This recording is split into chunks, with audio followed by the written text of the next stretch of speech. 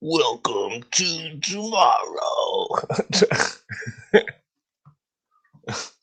uh, let's see. Well, tonight's episode. I'm not sure what we'll be reviewing, but figured we'd talk about some random shit. I'll put an invite out if anybody wants to come on.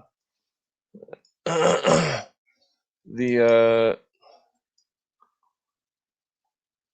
yeah. So somebody says that I never talk about the Jesuits or Masons. I definitely talk about Jesuits and Masons. I mean, that's definitely. I mean, I took a lot of my older podcasts off here, but Cooper talks about it so much that I figure that there's a precursor to coming on.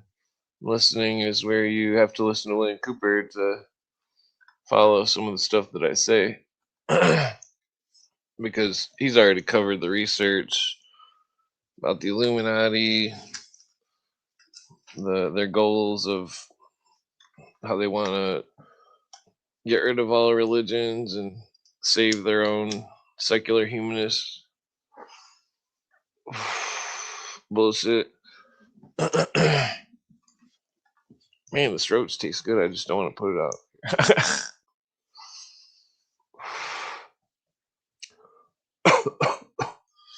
The secular humanist religion has certain symptoms, like an illness. It has, oh, well, thank you, GitHub Enoch. Do you have a question about anything? The New World Order, the religion of the New Age, has certain symptoms that which include certain beliefs, such as the believing that we're all one, the believing that we're all God, the believing that we're star seeds. I'm sure all of this sounds familiar to anyone that's seen the internet. This rhetoric, this people walking around, you're an old soul. That's just silly talk. That they're just fucking, there's so many aspects of mystery schools. The only mystery is that the mystery is what drives the person to delve into the knowledge of it. No, I don't smoke no weed pen. Only but so, what was I gonna? Yeah, I only smoke joints. I don't even smoke hash anymore. What was it? But so, the symptoms of the New Age religion, all these doors, these mysteries. Oh, this element does this and this does that. The these people that collect the uh gems and stuff. And it's like, well, how do you know that this tourmaline or whatever the fuck heals you or whatever you say it does? How do you know? That's what everybody knows. Oh, like I showed that video of that lady that thought she was saying some kind of alien fucking voice. I don't know what the fuck she was saying. She was just making up a bunch of gibberish. Uh, damn, I swear I got weed in my eye. Oh. The there's just so much. This whole being cool thing. I just wanted to be cool, but then I didn't realize it was all some kind of cultural, defined, fucking thought out, social engineered fucking thing that all these trends and all this shit, most of it's just socially engineered for some sort of psychological reason, or they, affect each generation differently. Then they even label their science experiments Generation X, Generation this, Generation that, blah blah blah. They're not really hiding anything. The what is that song? It's like we all know. That's not how it goes though. Everybody knows. It's what is that? Leonard Cohen or some shit. uh, that's some stupid shit Cooper always plays on his fucking. I never listen to fucking. Yeah. So. Yeah, the whole mind control series is relevant to the in-depth analysis of studying the new age religion and their fucking brainwashing. Because they're using the same structures of these hypnotic trances that they put people into to supposedly perfect their mind and all this stuff. You know, you don't want to get somebody. Nobody wants. It's just crazy. It's like these people are going around, like, oh, please get in my head and make me think this way or something. And it's like people want to be just. It's just crazy. They don't want to think for themselves. Imagine, it's a weird thing. It's like everything's coming to this thing where it's like they're giving everybody like bicycle training wheels on with the AI of taking away the creativity, artists and all this stuff using the AI for images. There's so many AI images being used right now. You know, I can't say that I haven't used the AI before, but where's that at? Let's see here. Yeah, here we go.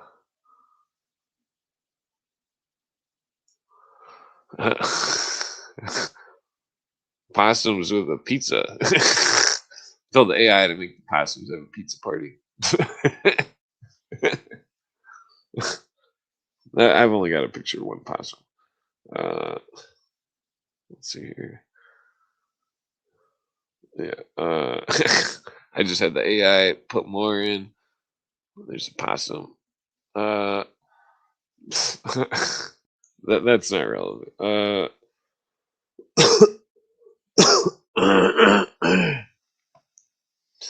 I'm just hoping that they eat ticks. So I figure if I feed them, you know what I mean?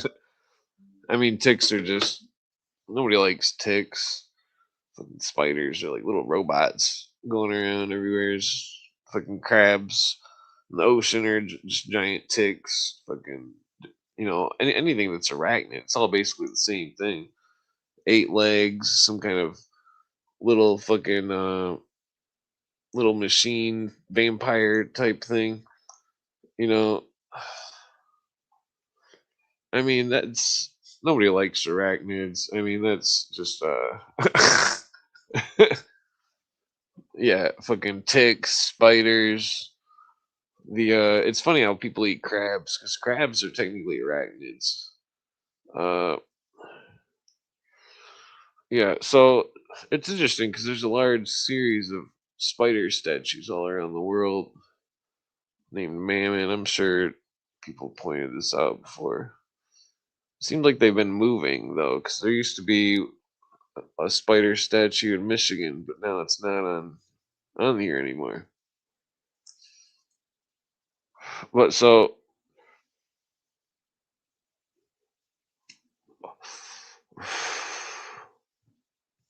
yeah, so these spider statues,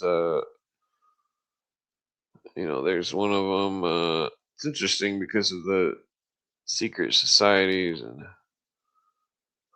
the what does it say on the one of the things of the Bohemian Grove? It says where weeping spiders shall not enter. So it's weird because I mean, what's another name for a widow? A widow is a spider. I mean, we don't know if because the Masons have all sorts of symbolisms and stuff, and that the widow. There was a movie called what was that movie called? It was from the '80s. It wasn't like really hype, but it was still a really good movie. It was this guy had like this boomerang thing with like 5 blades or something on it. He would like throw it. And there's some kind of moving castle or something. It had like a weird name. But in the movie, some guy had to get some secret potion or some kind of enchantment or some kind of artifact or something from some some kind of well, they had to get some kind of artifact from the spider. The spider was, or the widow, and that she had a giant spider guarding her location. Uh,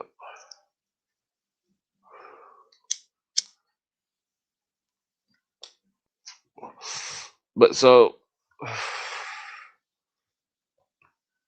what was I getting at?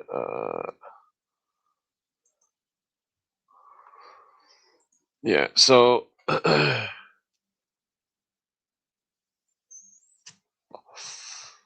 the movie was seemed very interesting. The whole moving castle concept. It was very reminiscent of some kind of island of Avalon type story where some kind of evil demon steals a princess. And what the fuck was the name of that movie? It had like a boomerang, but it had like 5 blades or something. It was called like I think there was a U in it or something. I just cannot think of the name of the movie. But it was like this some kind of space castle or something. It was like it was an '80s movie. It was live action. It was had like there was some cyclops in the movie and some kind of the cyclops dude was a good guy though or something. And there was like some kind of robots with lasers or some shit, but they were like working for the guy in the castle that was some kind of evil wizard or something. Uh, nobody knows what the hell I'm talking. Krull, yeah, that's. I knew there was a U in it. Yep, thank you, Simran Bith Krull. Yep, Krull. That was an interesting movie. It's like, who the fuck's making these movies? They got this whole surrealist story going on with these fucking movies and shit. Fucking because it's like I don't know. You never know which. I mean, some of the movies, you know for sure that there's initiates right in the movies. Then other movies, it's like I don't know. Are they just really well read in books, or are they really know their doctrine? And but so the it's like how that one writer was saying that what's his name Lovecraft was right in surrealism, and it's interesting because I don't know what the secret of the story was, what he was actually writing about. I mean, it could have been symbolism of the times, perhaps. It could have been, you know,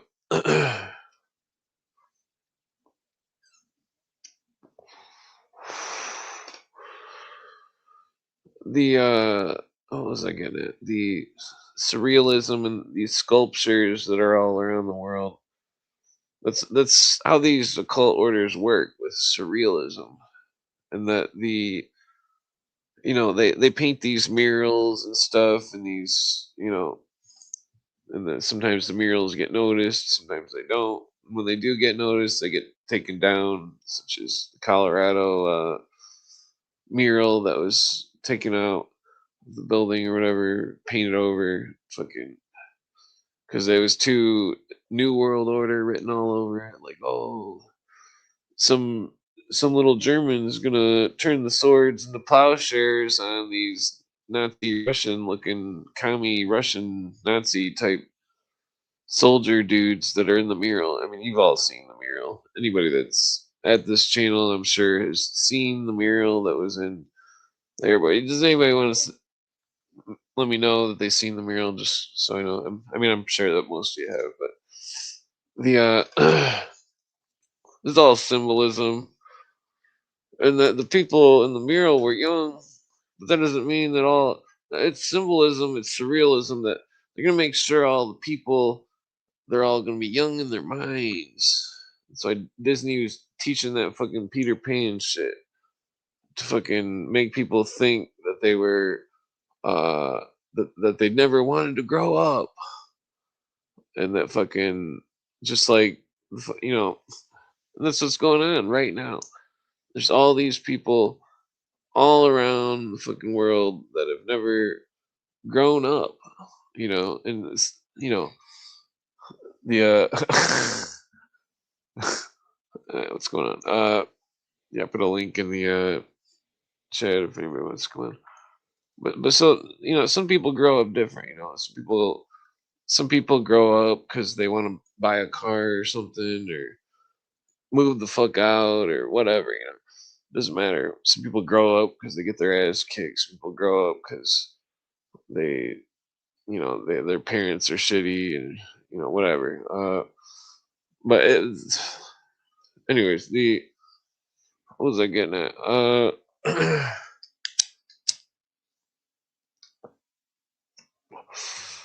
I mean, it's crazy because it's like people and their entertainment, video games, and all this stuff. It's I know people that are in their 30s, and they don't got anything going on in their brain. Some of them do. My friend with the Corvette does. He's a heavy thinker. He's fucking but like a lot of people in the 30s, like my friend with the V6 Mustang. I don't know why he would buy a V6. He's still cool, but you might as well just fucking chip in a couple more bucks and get a V8. What the fuck? If you want to pretend like it's a race car or something. I mean, it's still fast, but I don't know. I mean, it doesn't even matter. Fucking gas is so fucking expensive.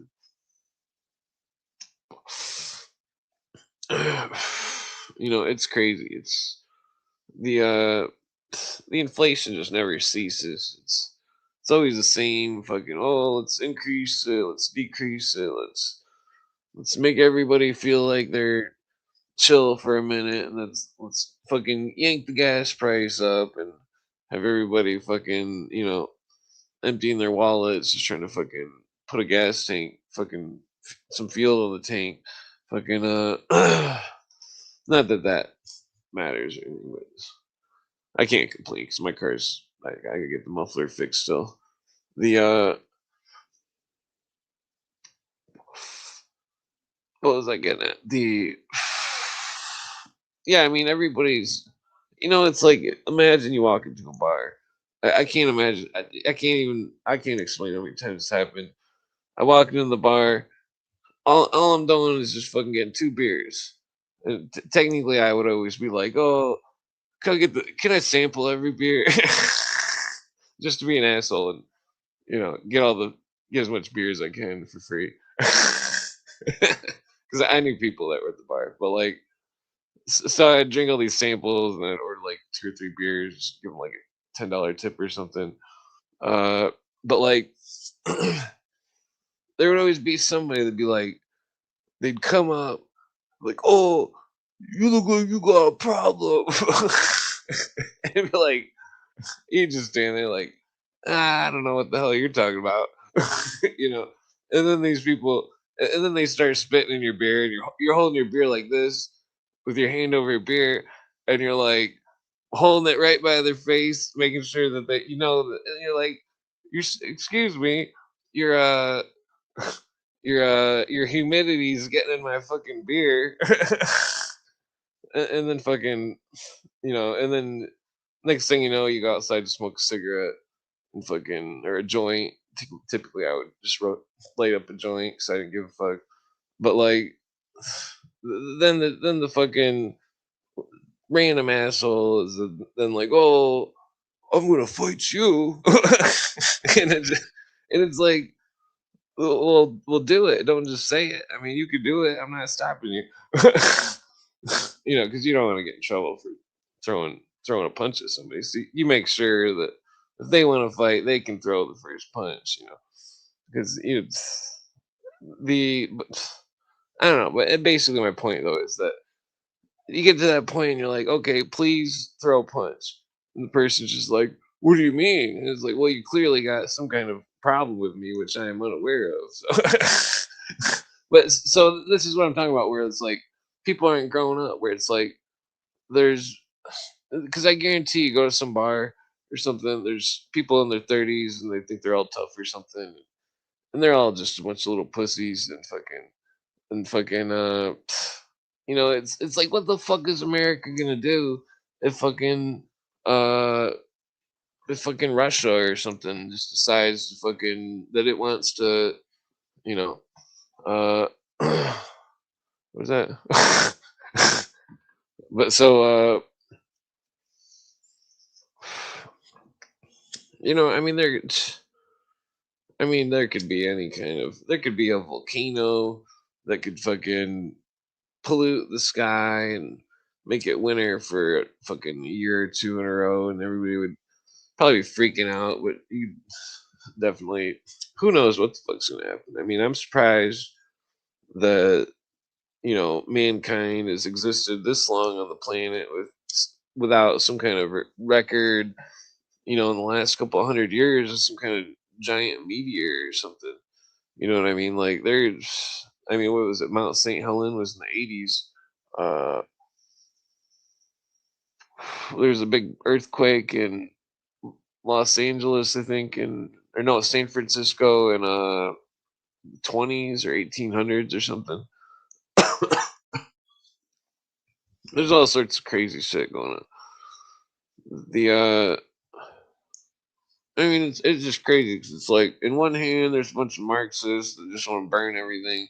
On the other hand, there's a bunch of fucking people that just want you to be a fucking, like a THX 1138 fucking brainwashed, fucking like all wearing the same Star Trek uniform and shit. And it's like, we got a huge problem here because either way, it's some kind of huge control freak bullshit and fucking and that's what the Constitution's about. The Constitution's about people binding for freedom, the cause of freedom, and that fucking it didn't matter what the fuck their religion was or anything. If they wanted to be free, they were in. Fucking it's like it's like the British, their whole scheme, and it is a scheme. They think that fucking people weren't smart enough. Some of those old timers, fucking Ralph Epperson's crazy friends, fucking they knew what the fuck they were talking about, and that people are so dumbed down. And I'm not talking about anybody here. I'm talking about people that are judges and stuff. That 'cause some of those old timers and their arguments about traffic tickets and stuff, fucking uh, that they fucking that they were putting the whole system on trial over a traffic ticket. Because they turned it in like, there's an argument where it's like you turn it into what it is, which is an international dispute of a contract, and it's like, I mean, there's other arguments, them them levying a traffic ticket that's a levied tax without representation. I mean, technically it is. I mean, I'm against driving fast, but like technically a traffic ticket is a levied tax that's without representation. I mean, that's pure and simple. It's constitutional law. Fucking I remember the pandemic is like is like uh is like I already knew that under no emergency could they suppress right of the Constitution, such as the right of the First Amendment to go to church. And then I'm not even a church person, but it was like I was telling everybody like, oh, it's like you go to church, you're not gonna go to church and fucking go against the fucking orders of the pandemic. And they're all like, "Oh no, we're scared." It's like, "Oh well, I thought you had faith in God. What are you, a pussy?"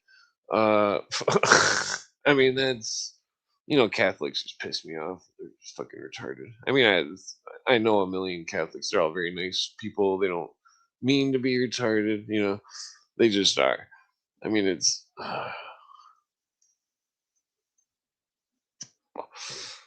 I mean, any type of group thought is just dangerous because people are just so dumb. It's like with those big concerts and something happens and everybody tries to get to the exit, people get stomped on and shit. That shit's fucked up. People, that's how dumb people are. They're that dumb and fucking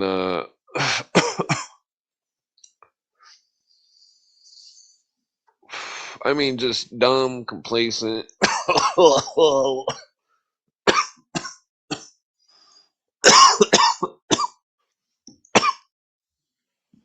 the Nobody knows what the fuck's gonna happen. The I mean, that's because I mean it's just fucked up. China and their fucking World War II victory, or I don't know what it was, some kind of fucking parade. They're just parading off all their fucking fancy fucking AI, fucking drone technology, airplanes, all this fucking bullshit. And it's like, and people are like, oh, well, that probably doesn't work. But it's like, yeah, but if they have like a fucking million of them, then it doesn't matter if it works or not because they got fucking a million fucking drones, because China's been hoarding metal for quite some time. They've been buying all sorts of scrap rust from America for the last 20 years. Fucking, one of my friend, he keeps an eye on that type of stuff. And fucking, uh, they're not just fucking, you know, they're not just making tools and shit with it. They're making all sorts of fucked up shit. And they're in alliance with fucking Russia. I mean, technically, this has nothing to do, well, excuse me, with what's on the screen. But so, Russia and the Chinese fucking celebrating Karl Marx's fucking birthday. That son of a bitch.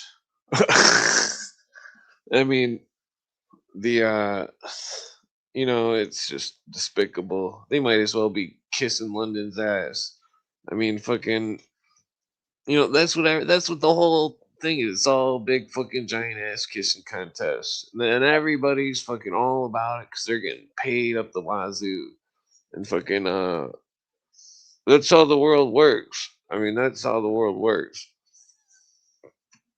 There's people that are outside it and such. The fuck is that light?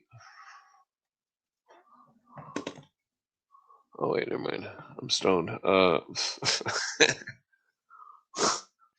There's people getting paid up the wazoo to be the most fucking ambitious idiot on the planet. Because it's like one of Ralph Epperson's friends. He was this old dude that died in the '90s. I never got to talk to him, but the Ralph Epperson has told me about him, and fucking, he was just some old dude, some old church dude that would wear a suit, and that fucking he didn't he didn't cause no trouble or anything. He just wore a suit and he drove without a license plate and he drove without a license, and then he had the most the only real argument I've ever heard, besides a few other arguments, because there's all these arguments that you hear on the net, and they're all just bullshit. But like it's very rare that you hear a legal argument that is actually accurate. Uh, but so he would get stopped and get traffic tickets for not having a registered car or a license plate or driver's license or it's funny because one of my friends fucking is very similar. He's always he's like, oh yeah, I see him and he's like, he ain't got no license plate on his car. I'm like, oh, he don't give a fuck, but he definitely don't want to do that. But anyways, well, this old dude that Ralph Epperson knew, uh, so he'd get dragged into court and he would just straight up argue.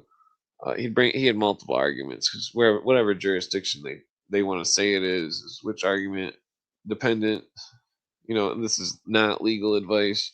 Uh, but so they say it's one jurisdiction. Like so if they say it's if you get them on the record to say it's a common law or constitutional jurisdiction, then there has to be an injured party. You'd use that argument for that basically. And so in a parking ticket or something, there's no injured party or like a traffic ticket for you know. But keep in mind, I'm pro safe driving, so please do not drive fast.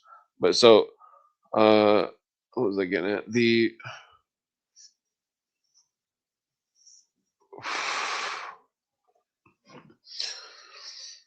Um yeah, so it's the same fucking bullshit they try to pull in the fucking what is it, the fucking child support fucking court. And they're like, oh, and I'm just sitting there like, oh, well, I would, like to see the contract in controversy. Talking about the affidavit they refused to, which I already had a copy of it because I wasn't gonna let them pull a fast one. And fucking, so I'm like, oh, you don't have it? Well, I just happened to bring it. And then I go up and put it on the record.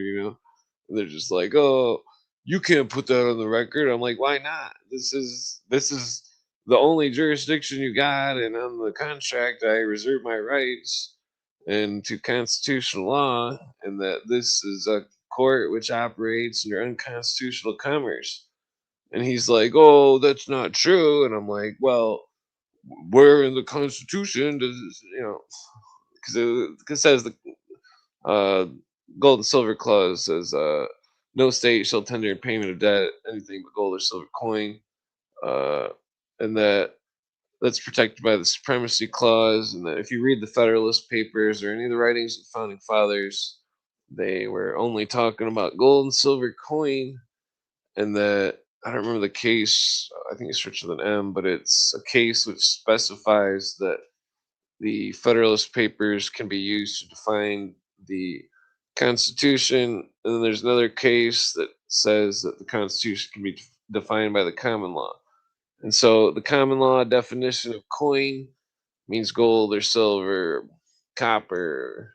You know, it doesn't mean a piece of paper with a fucking fake promise on it. Uh,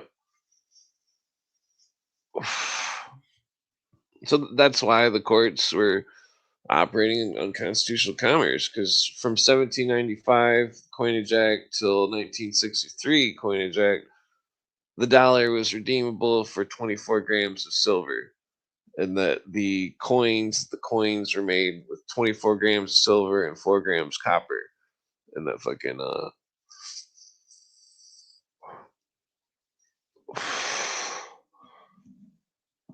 damn it, I think I might steal a cigarette from my old lady. What was I getting at? So which they kept the gold standard up till 1963, and in 64 it was taken off. Well, it was still redeemable up till 66, I think it was, or 68.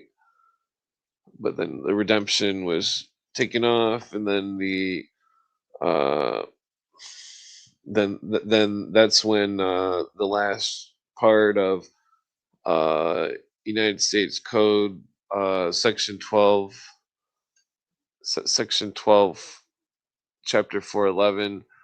At the end, it says redeemable for lawful money on demand. That's when that clause in the Federal Reserve note was taken out of the books, but they didn't take it out of the books. It's still in the books, but it's out of the books. But they don't want the public to know.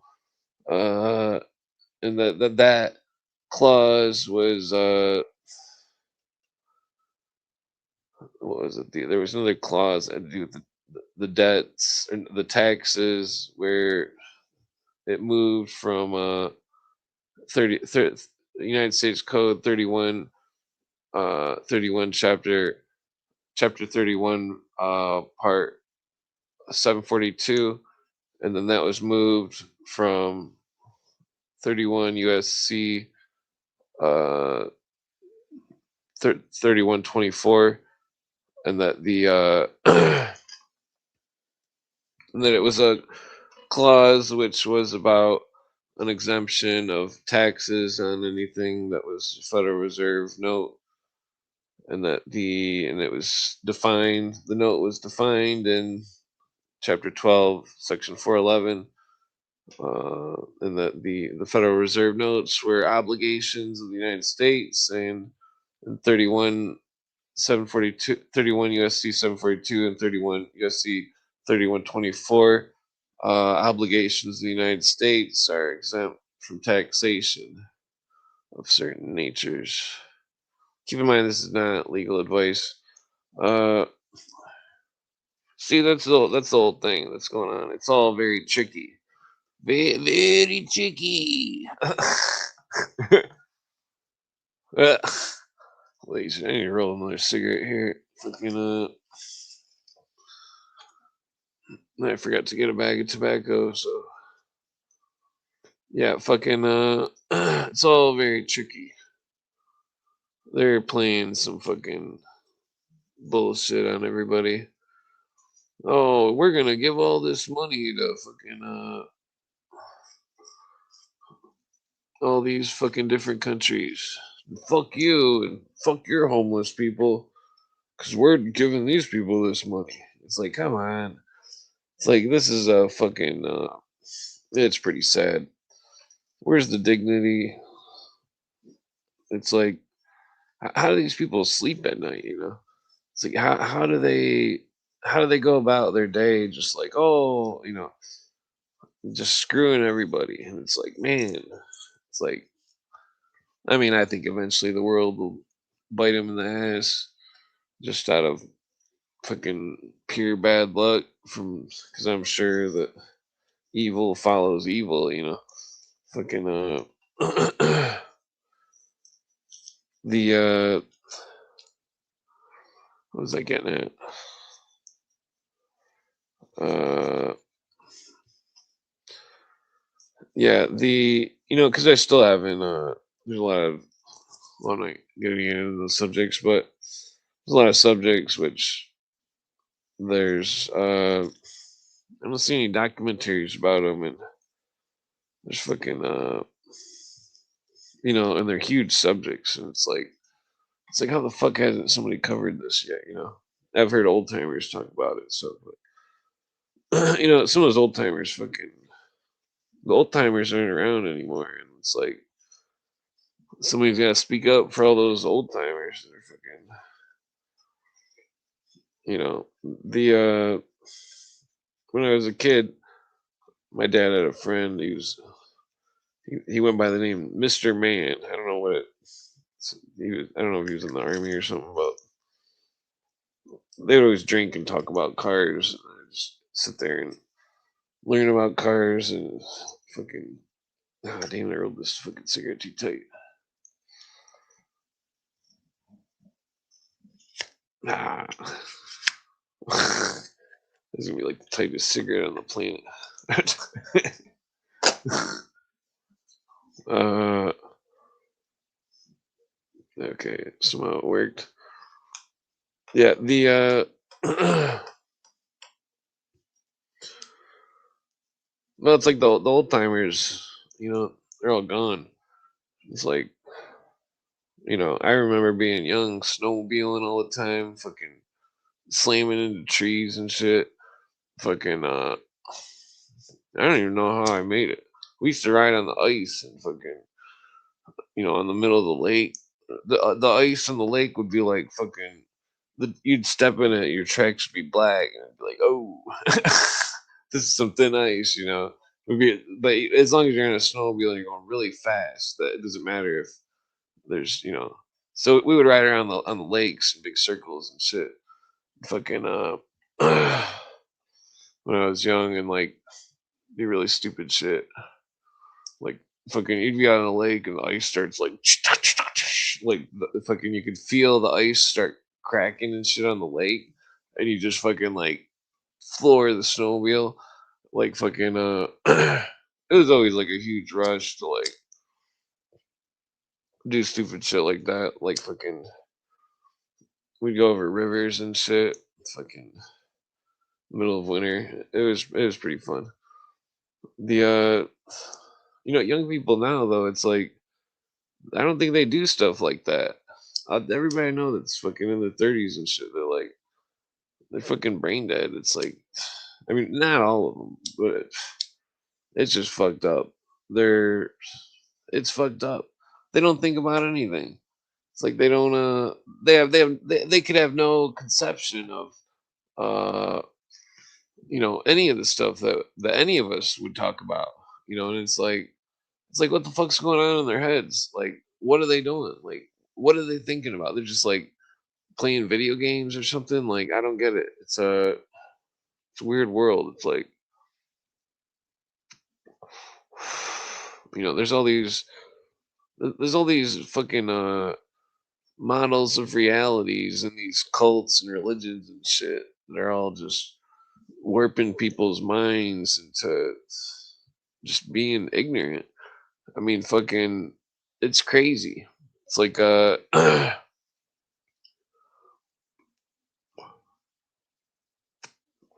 it, the cigarette's like way too tight. Uh, yeah, actually, I'm gonna go steal a cigarette here. Be right back. Wait, I got a clip here that I'll put on. Let's see here. Yeah, we got a short clip from well, what are we going here?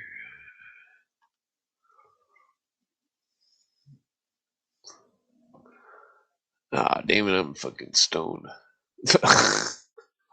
Okay, okay, short clip from some old Mason dude. Here we go.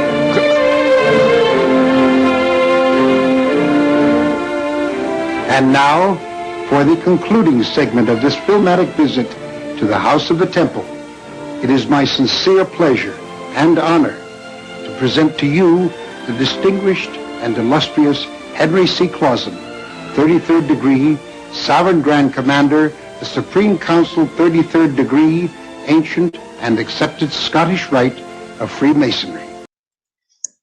Okay. Yeah, I probably should have played a different clip. What the fuck was I talking about? Yeah, these cigarettes got fucking they got chlorine in the paper, so I always put them in a different filter.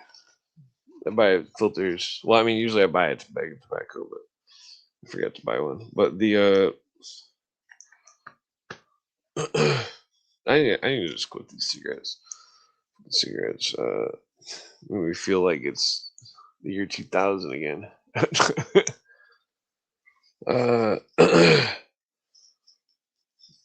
what was I talking about? It's like people watch all these movies and stuff, and they have this like false interpretation of reality, and that this is very, very. This is not a good thing because fucking, there's people out there that are fucking dangerously dumb. I mean, everybody knows that. That's fucking given fact. There's a lot of fucking really dumb people out there, and that you know, false confidence of fucking what was I getting at? The okay, yeah. Damn, the cigarette's dry as fuck. Uh yeah, so these fucking there's a lot of retarded shit going on. That's what I was getting at. The man, the cigarette's like fucking dry as fuck. I think I like dropped half of it. Let's see here. Yeah, so fuck, what the hell was I getting at? The mindset of the Marxists and stuff. They think they're gonna like take over America or something. It's like all they're gonna do is bring about more of a fucking police state, of fucking socialism. They don't even realize it. They're like, oh, it's just retarded.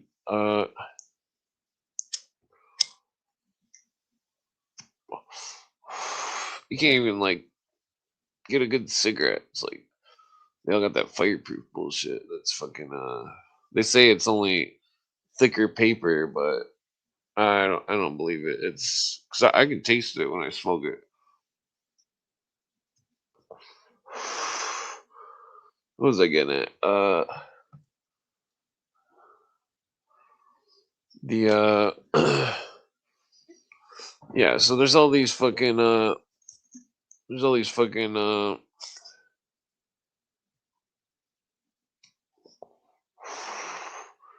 there's all these people that play these video games. They have no idea what the real world is. That it's like I remember being in the hood and stuff, and like people. I one time I brought my friend to the hood. He was he was scared to death. And fucking, I was just laughing. It was funny because he was from the hood in Chicago. It's like oh, so the hood in Michigan's different somehow from the hood in Chicago in fucking K Town. Fucking that's it's just called that because all the streets start with the letter K. Uh, I think he lived on Costner Ave, but so what was it? The streets go one way, and then the other streets got numbers. I'm sure y'all know that. But so the streets with the names versus the numbers. Or wait, I think it's the other way around.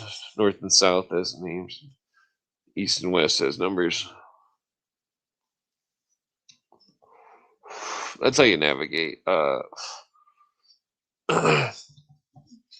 But I mean, just imagine like all these people that play these video games and that they're not living in reality. They even if you see the news, you're not living in reality. It's like the news is so warped with opinions, and all these people are living in these false paradigms of fucking uh, illusions and fucking that they're all just complacently. I don't know. It's makes you wonder if the conspiracy realm, if we're all just wasting time, or if we should all just start an apple orchard or some shit. Uh, make wine or something. But even then, it's like you gotta get a license to make wine. You gotta it's some kind of uh. Damn, this cigarette's strong. I don't know how the fuck she smokes these cigarettes. I always get the light tobacco. the yeah. So this whole new age shit. It's not stopping. These people are making millions off it. Millions. millions and millions of fucking dollars every fucking week. And that I posted the video on Twitter of the crazy lady that thought she was channeling aliens. I don't want to embarrass her anymore than it's I knew this was all coming. This new age bullshit. I remember seeing it when it started in 2008 or so. Fucking all the people that were living in the cities all started getting really weird. They all started thinking they were gods and stuff, and it's like what the fuck is going on with these people? They're all fucking going crazy. It's I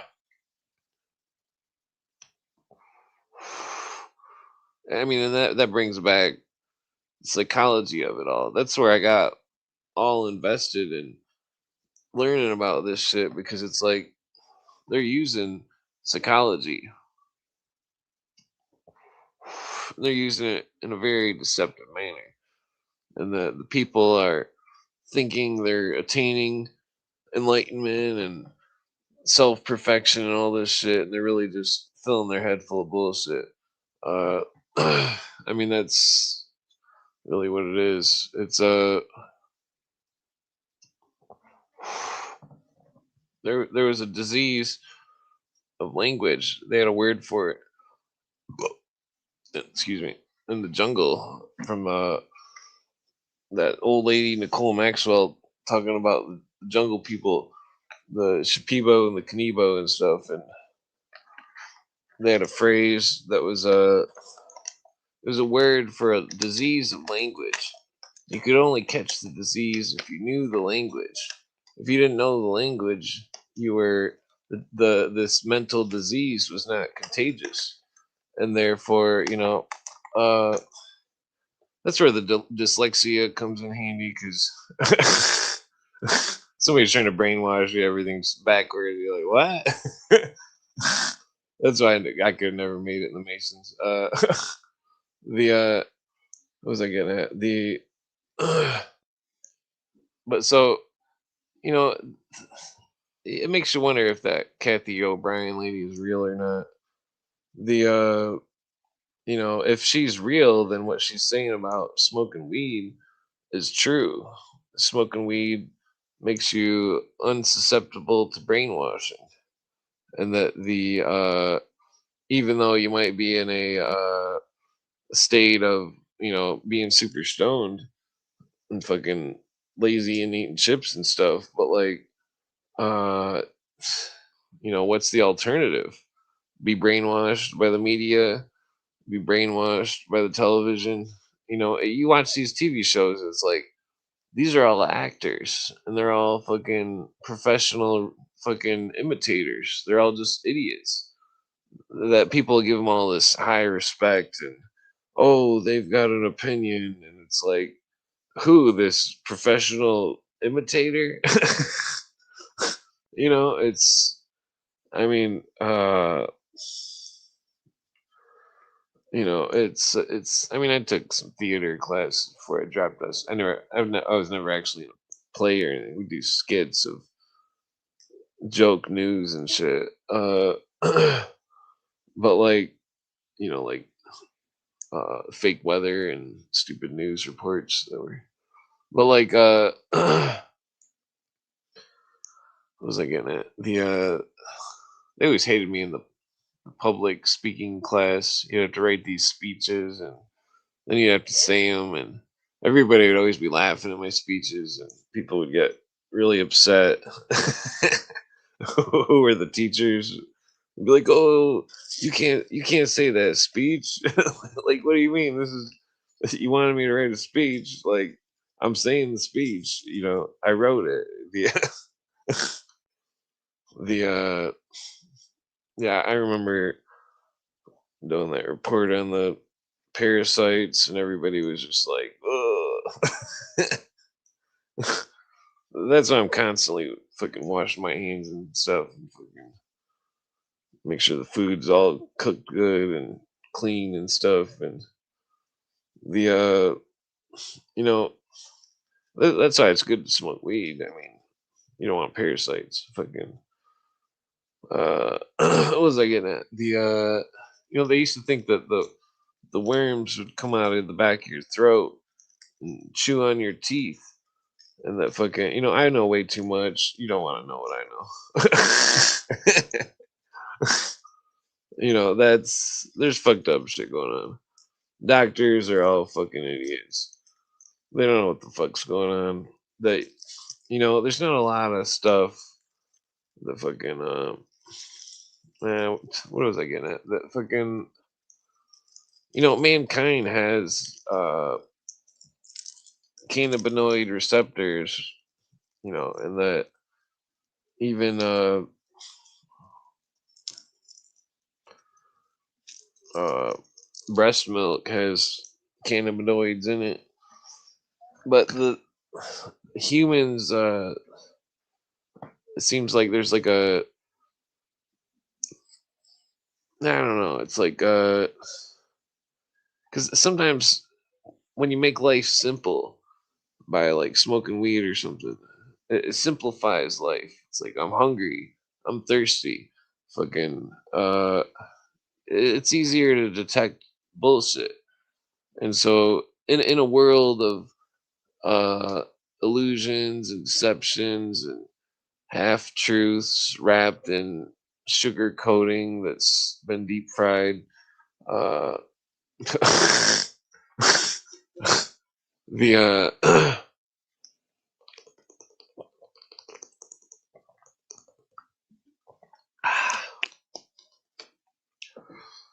I think I'm just gonna stand up because my back hurts.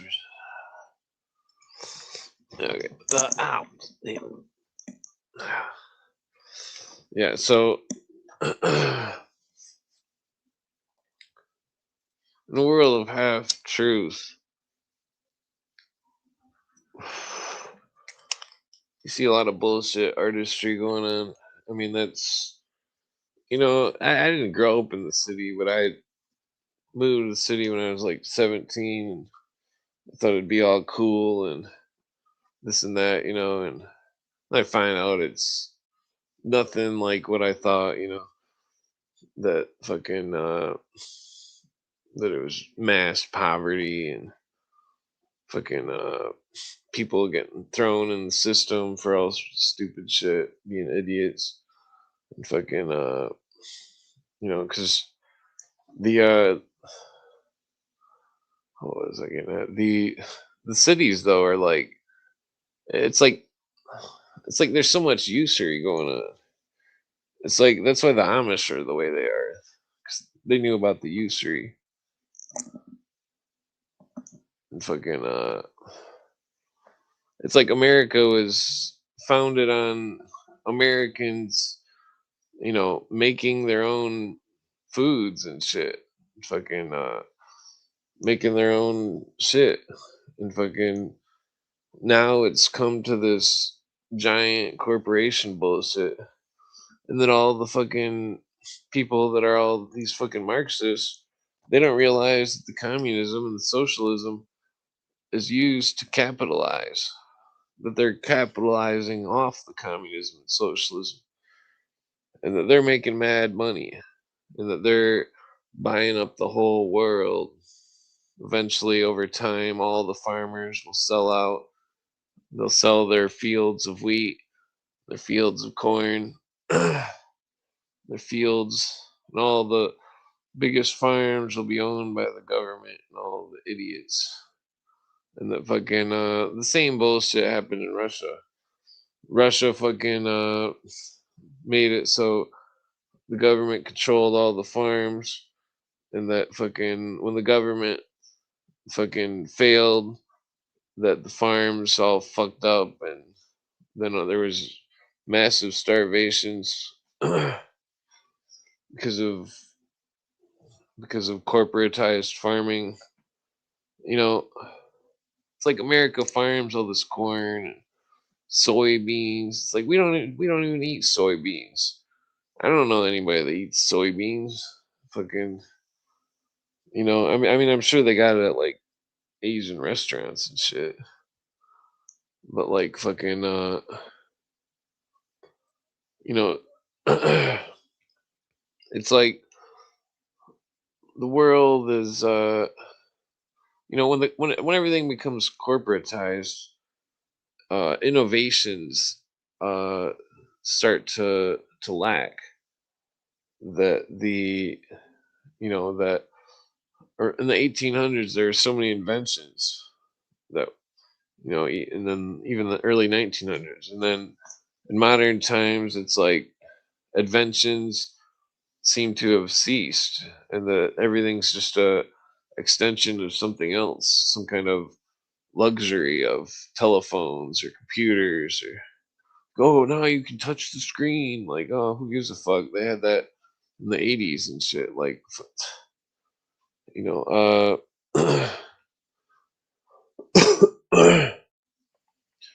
they've got people, they've got us all walking around with phones, with GPS. They know everything that fucking, you know, it's like if we were smart, we would get rid of all these stupid phones. You know, the, because the, because the phones themselves, I mean, there's fucking radiation and shit coming off them. They're only tested on people that are grown males, and that fucking females have thinner skulls, and that fucking so you don't want to talk on the phone a lot, fucking holding it by your head and shit. But like the what was I getting at? It's like they've got everything going through a you know it's like that well, no, I guess it's not like that metaphor.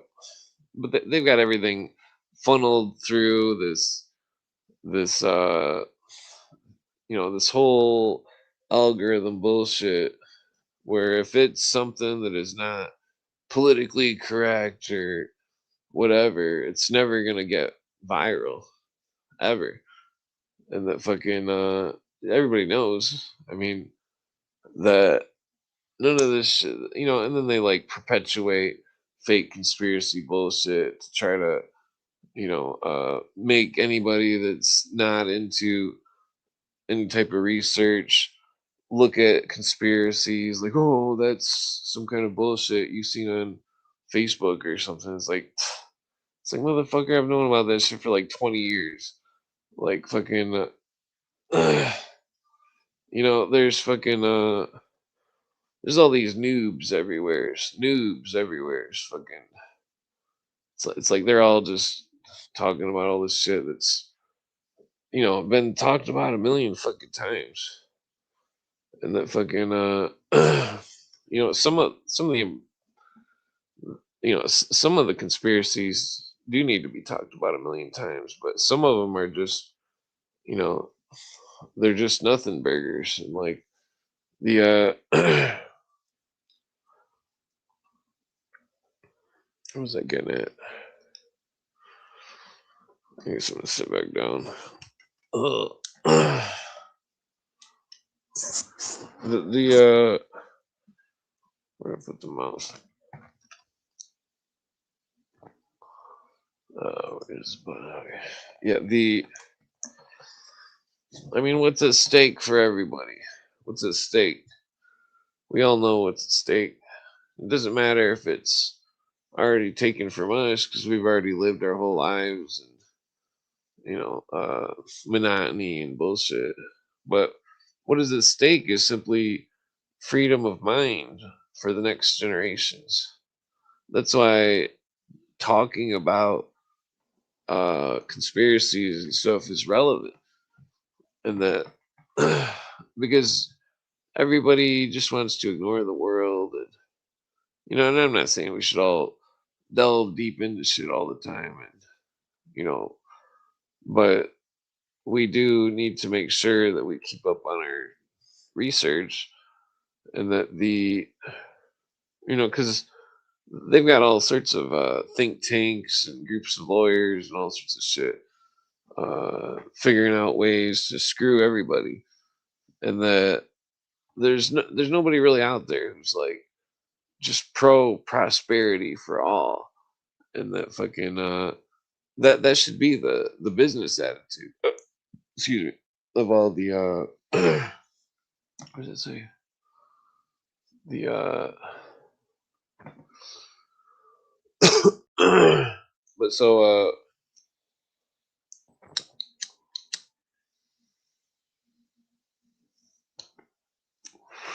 it's like mankind has the potential to have robots doing all the work, but somehow there's not robots doing all the work. They say there's going to be robots doing all the work, but I don't see none.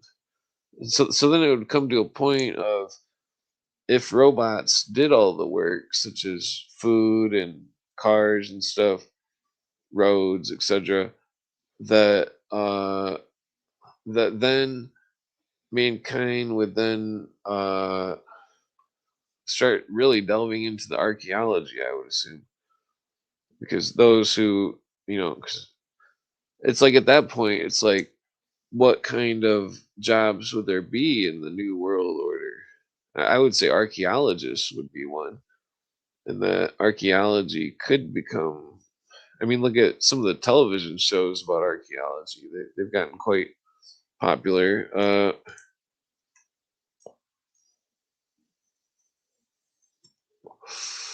I'm not sure how one would obtain like an archaeology license or something. I'm not sure how that works exactly. What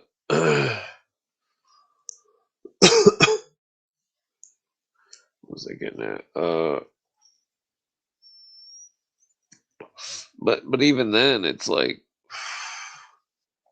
there's still if you caught up with Michael Cremo's work, there's a conspiracy in archaeology to literally conceal archaeology, and it's like what the fuck is going on? Like they can't just tell us what the fuck ancient shit, you know. Uh, I mean, it's just madness. The compartmentalization seems to just never end, no matter what the subject: law, archaeology, history, anything.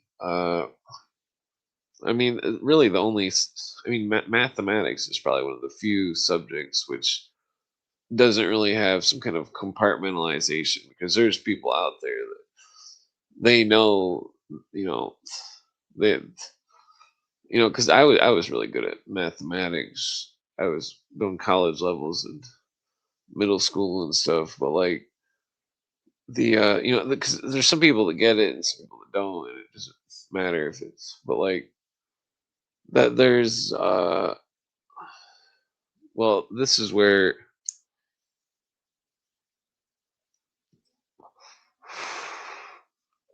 like in the ancient world and stuff, people like the Rain Man and shit would have been held as some kind of prophet. That the some of these people that can't even make a peanut butter and jelly sandwich can calculate every star and every thing in the sky, and anything beyond your wildest conceptions. When I asked that Rain Man dude that question at that when he came to my high school before I dropped out, that I had a calculator in my hand and I typed in a bunch of random numbers, at least like 8 or 10 digits, and then multiplied them by another 8 or 10 digits, and then fucking and then I asked him the question, and as soon as I could push fucking equals, he said the fucking answer before I could even push it on the calculator.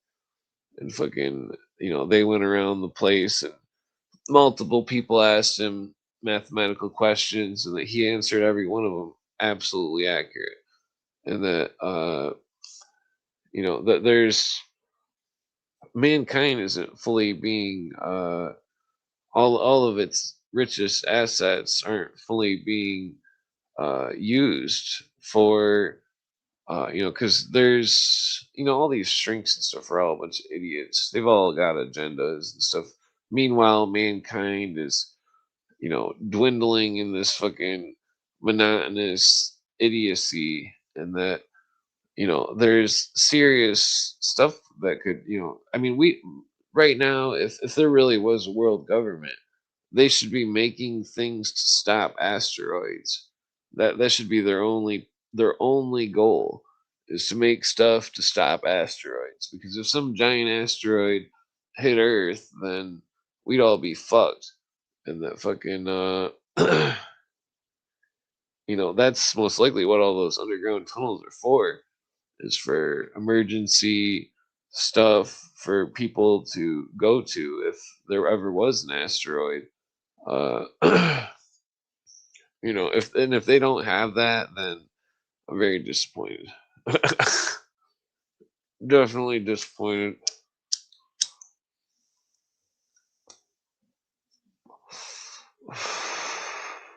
The you know it's interesting how the whole space alien bullshit, if it's really all gonna be released on July 4th, like they claim. I mean, that's huge. I mean, if they were to release files on July 4th of aliens and stuff, I mean, I'm assuming though that it's all going to be just a bunch of files that are, like sighting reports and witness reports, and that's all it's really going to be, is a bunch of that. Maybe a few classified documents that are redacted that, you know, talk about alien type shit. I mean, that's. I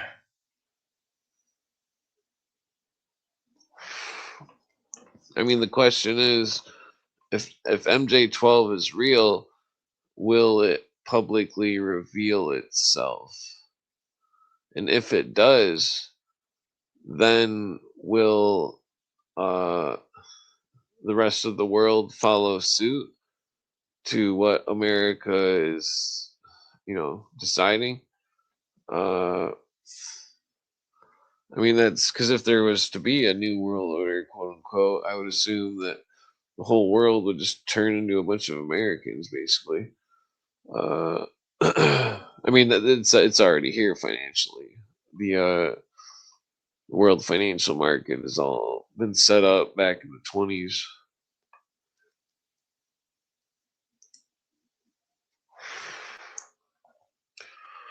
The the way of the world seems as though what Cooper has discussed is definitely, uh, the whole, uh, the religions that the United Nations promotes, this New Age bullshit, where these people are just whacked out of their minds. I mean, it's very, there's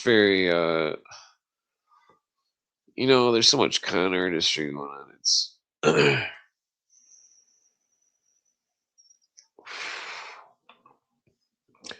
and I doubt I mean, this whole, like, I mean, America's not about control. The founding fathers would be disgusted that people are out there trying to fucking promote this new age bullshit, and promoting anything that's just fucking. I mean, but at the same time, it's like they believe in freedom, so you'd have to let somebody promote anything they wanted, you know. So then, because if what if you wanted to promote something and somebody's like, no, you can't do it, and it's like, well, so that's where it's like the freedom of the First Amendment, where it's like, there's all these, Cooper says stuff sometimes which, he has sympathy for the brainwashed Marxists and stuff. He said that there was some kind of constitution meeting or something, I think he said it was in DC or something in the 90s, and he said that there was a no, maybe it was somewhere else, but either way, he said it was a bunch of fucking angry, fucking, not really angry, but just a bunch of people that were just absolutely did not like Marxists. And he said one of the Marxists, they walked up to him, and and had no fear whatsoever, and was just like, oh, and that he, that would be brave to do on the behalf of the fucking little Marxist punk. But it's like these Marxists don't understand that they're like little foot soldiers of the fucking Shredder on the Teenage Mutant Ninja Turtles. The foot. They're like these little minions. They don't even know that they're wrapped up in such a disgusting thing. Uh,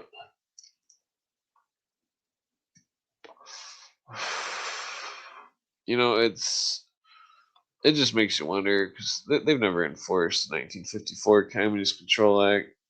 It's like, well, if Lenin and Marx say that democracy and socialism are symbiotic, that one can't exist without the other, and that if they say that the absolute goal of socialism is communism, then wouldn't all the Democrats and the socialists and the communists all be communists? And that's, defined by law. If you were to define it in their own words, I mean, technically, if I ever do decide to sue someone, I should sue the government for not enforcing the Communist Control Act. I mean, there's people that run and that they're communists, and that communist goal is to get rid of our country, and it's just retarded. It's like this is America. This is where 360,000 Union soldiers died in the Civil War to end slavery, and that was the most casualties of any civil war that have ever happened. Maybe besides France, but like, because the French Revolution was disgusting, according to the books. It was the devil, the devil. the and then the nerve of people being like, oh, and I understand there's a bunch of fucking racist assholes everywhere, but like the nerve of people to think that the Civil War was all for nothing and that people should get money even, but it's like, well, if anybody gets money, the natives should get money first. They should get all their treaties put back into full place. They should get updated accommodations. If anybody should get some, it should be the natives first, not anybody else. And fucking the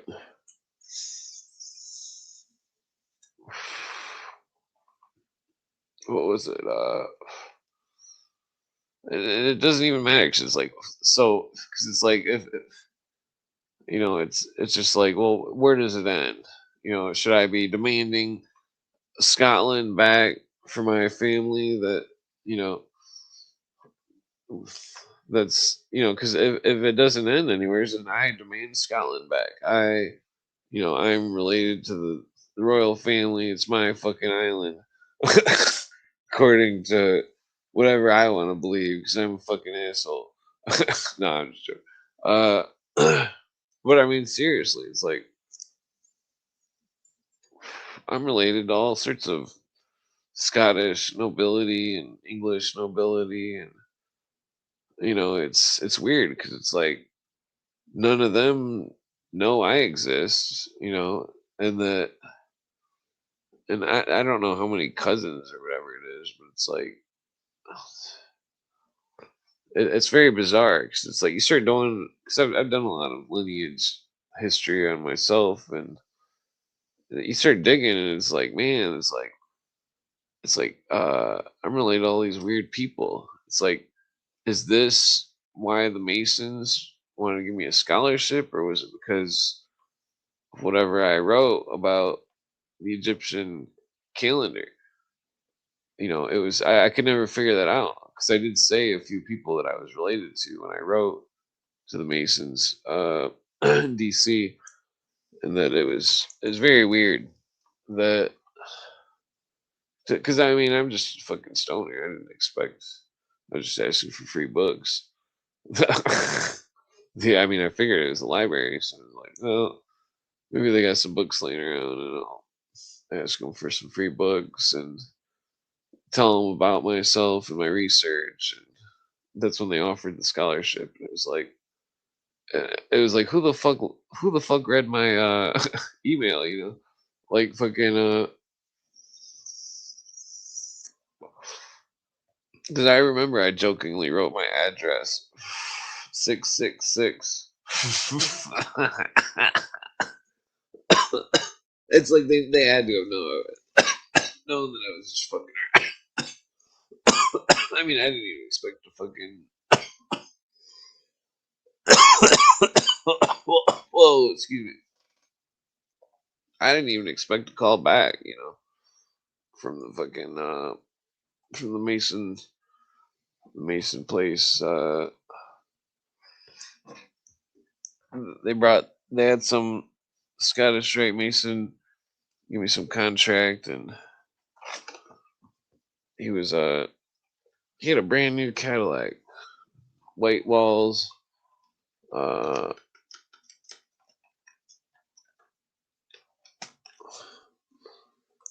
he had a white walls, brand new Cadillac, fucking some kind of golf dude or something. He was 32nd degree Mason. He had the contract. I remember I purposely didn't join, but like I remember I was superstitious back then. I burned the contract because I don't know. I've heard all the rumors. The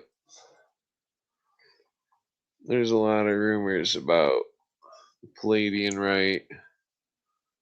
You know, because if Albert Pike's grave is in here and he was in the Ku Klux Klan, and if the Palladian right is real, then that means that there was a very strange order of Masons that were not the typical, you know, according to the rumors, they were Satanists who were,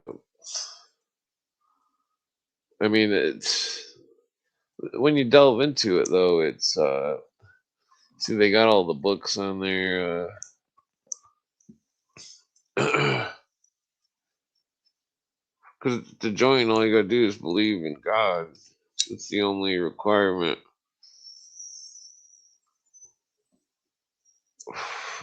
I lied and said I didn't, basically. I said that I believed in chaos. And then they rejected me. But they did it in a kind way. They're like, oh, we'll show up on this day. And when I showed up, there was nothing there, nobody there. I showed up just to see if, you know, I was actually going to join. I just showed up to say I wasn't going to join. But, uh, yeah, the tomb of, what's his name?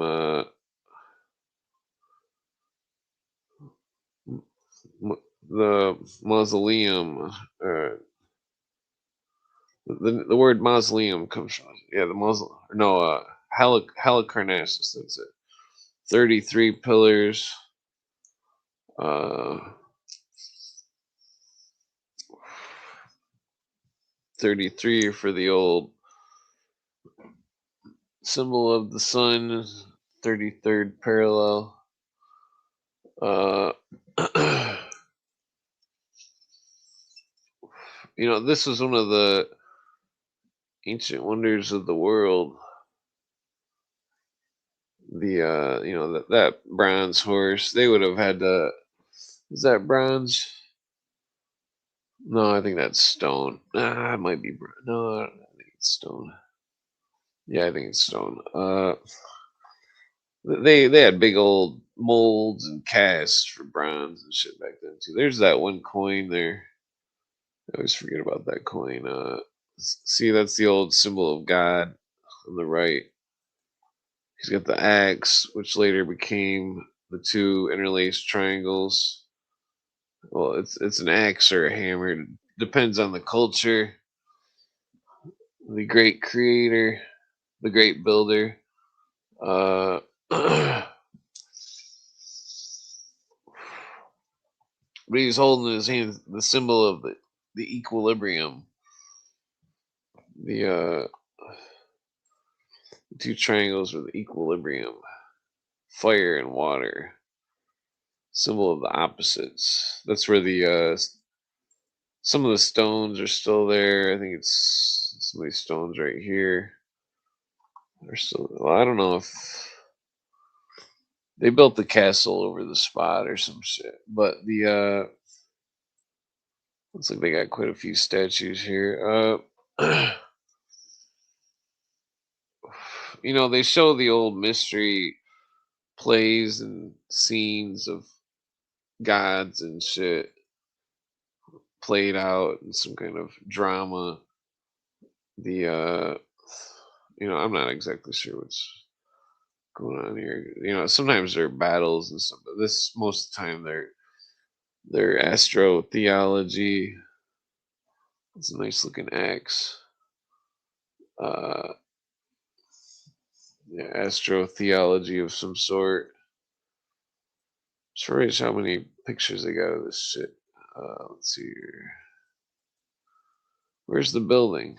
Oh well, this is interesting. This is that building that they show in oops, damn it. This is that building that they show in oh no, that's in Missouri.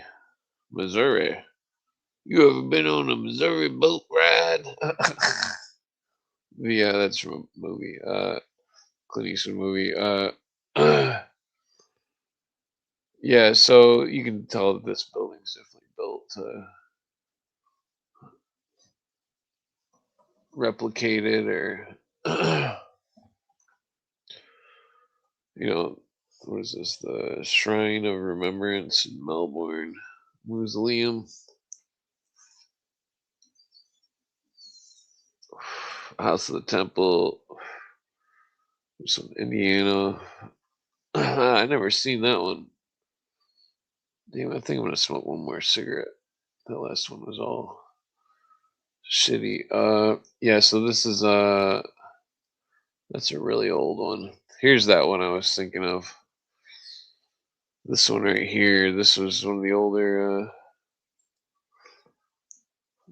ones. Damn it, I forget what the guy's name was. That. But so the one in D.C. it's built just like this. No steel. It's all stone. There's no cement. It's all stone. This looks like it's been repaired or something. Yeah. So. Where's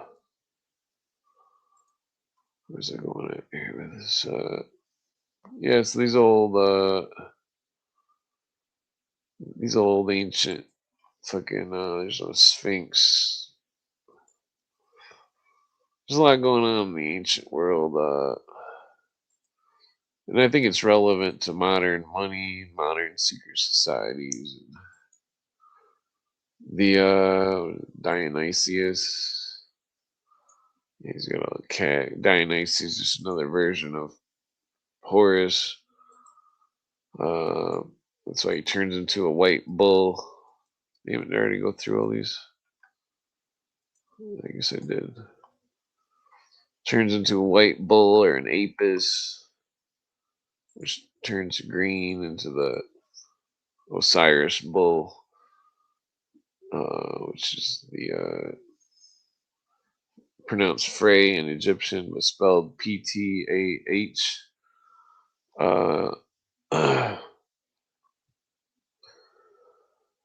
Yeah, the ancient world is. There's a lot of mysteries. The ancient world. Well, they got the little Wikipedia dude dancing. All right, let's see here. The lighthouse. What we got here? Yeah, I'm gonna grab one more cigarette. I'll put this on for a second. Brother Clausen. Sometimes it's asked, what is the mission of the Scottish Rite? Well, the mission of the Scottish Rite is bifurcated. That is twofold. One part includes the goal of the symbolic lodge, the Mother Grand Lodge of the world, the Grand Lodge of England, the first 3 degrees of Freemasonry, that adopted Anderson's constitutions in 1723 and thus became non-sectarian.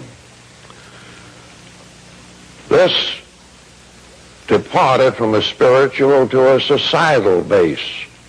It is usually defined as a regular system of morality, veiled in allegory and illustrated by symbols. The Scottish Rite of the Mother jurisdiction, on the other hand, retained, reinforced, and expanded both goals, societal and spiritual. Hence, we pursue in daily living the virtues of morality, charity, and patriotism.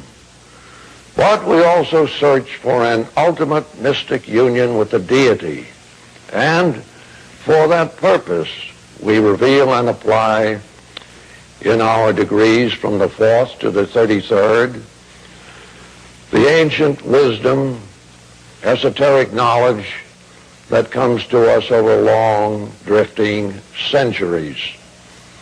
Our Scottish Rite, therefore, delves deeply into philosophy and metaphysics, but we square this with the miracles of modern science. For example, in my book, Emergence of the Mystical, I correlate our Scottish Rite mission and modern science, and I show that they are compatible companions. Throughout all history, there have been examples of extraordinary purposes of the mind. These have included and been repeated in different forms, metaphors that derive from what we know as wisdom of the ancients. The powers, forces, and energies can be discovered if we search deeply enough.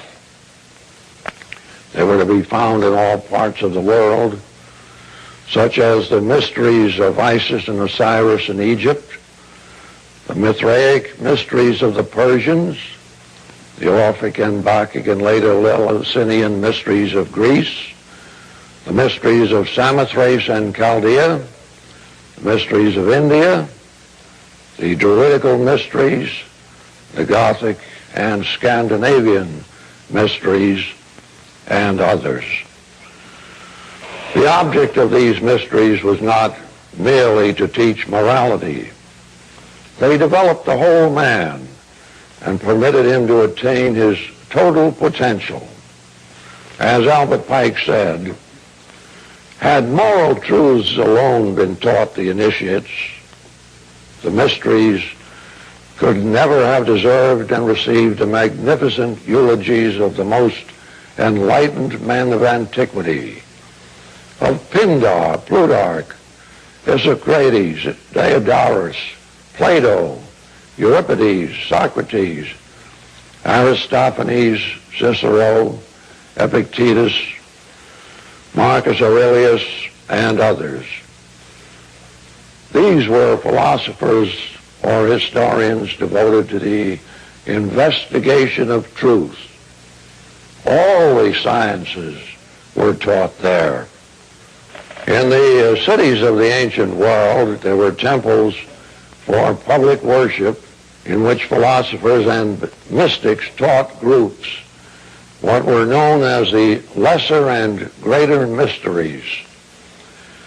They imparted to their initiates the secret wisdom in sacred dramas and communications to those admitted as keys to wisdom for the doctrine of the one God, the resurrection of the eternal life, the dignity of the human soul, and union with the deity as reflected in the splendor of the universe. They taught the tremendous possibilities of the power of the will and reawakened spiritual strength so initiates would think positively, use their faculties with confidence and intelligence, improve their mental endowments, develop their will to control events, attitudes, and health, understand the possibilities of intuition, hypnotism, and the subconscious, be patient. Okay, I'll play the next part in a little bit. Yeah, I'm trying to get this cigarette.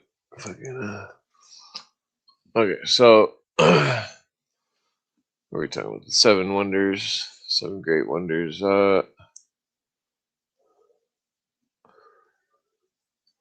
Yeah, so the ancient world, what was it, that statue of I can't remember the name of that statue.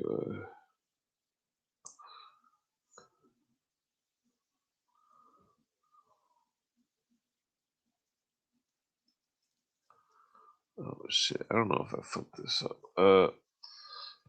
Yeah, there was what is it, that statue over the damn, I'm having a brain fart here. The Colossus. Yeah, that's what it was called. Oh, it's right on the screen. I'm retarded.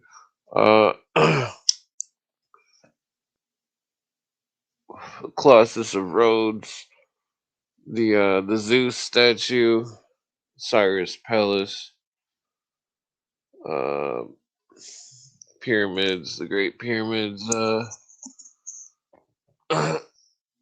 Well, no, there was coins with the Colossus on it.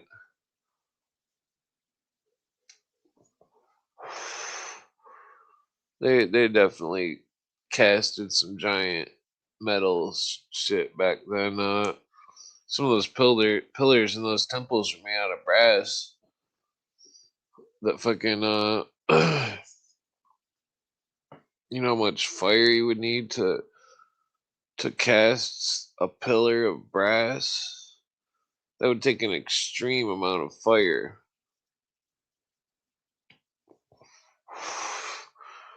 And it's just like the glass blowers of the Middle East, they always have to they only make the glass during a certain season of the year when the wind is heavy.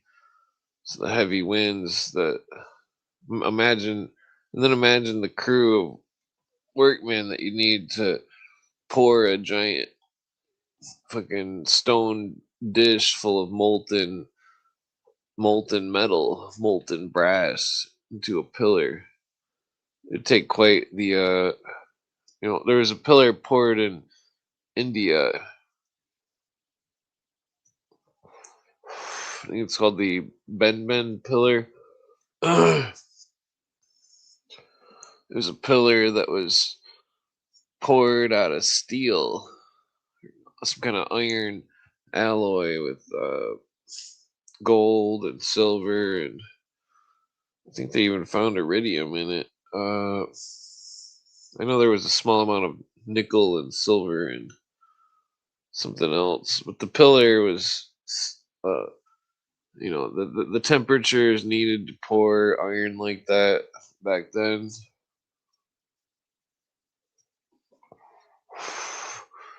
People are underestimating mankind. They were doing stuff that were engineering marvels. The Great Pyramids is the biggest example. An engineering marvel. Nobody knows how it was built because mankind underestimates itself. Mankind has developed all these luxuries and all this stuff, and meanwhile, the greatest builders on the planet go unrecognized throughout history.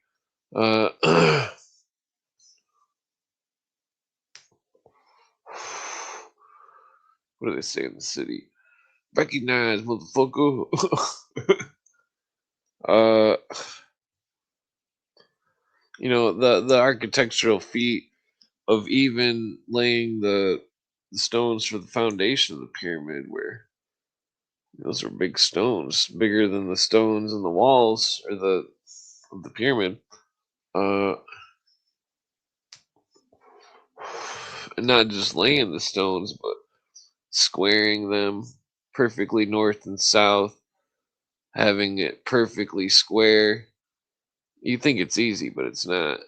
Even a small building that's like 20 by 30 feet, if you were to build it, it's a pain in the ass. You gotta cross measure over and over again. You gotta get the thing out with the fucking lens and look through it and make sure all the everything's fucking all the scenes even and shit. It's a whole process. Uh, but so then to calculate the curvature of the Earth, and then to make the pyramid, I think it's 8 inches per 2 miles to the curve. To calculate that curve would be impossible. Well, not impossible, but it'd be a fucking royal pain in the ass.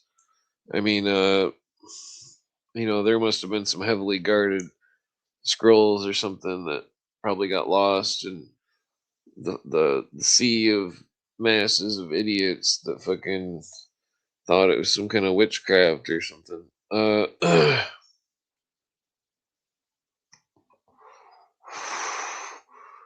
That they built the pyramid to look at the stars during the day through those tunnels that went pointed to the sky, and that there was great work done to create such a building, and that the concern of astronomy was very relevant to ancient man. So relevant that ancient man took boats across the ocean and found that the driest, cloudless spot, the flat plain of sand. They built the largest, tallest building they could build, a building that was bigger than all buildings up until the Eiffel Tower, or the Empire.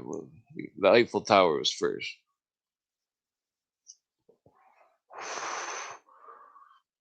And that they did this so they could see the stars, and that the calculations of the calendars were relevant for the crops on the Nile, the seasons, the I think I got one more joint that I could smoke. The seasons is all relevant. Knowing when a meteor shower would hit or an asteroid, it was all relevant. That the ancient man knew about these things far more than modern man. That part of the goals of Freemasonry was not of any self discovery or any kind of psychological bullshit. It was about knowing the stars and fucking knowing when the change in the universe and the solar system would happen, knowing when things would, you know, asteroid belts and cosmic events for the protection of mankind, the benefit of mankind, and that it was so important that they, uh, created that building that was the largest building. Uh, that these great pyramids, over time.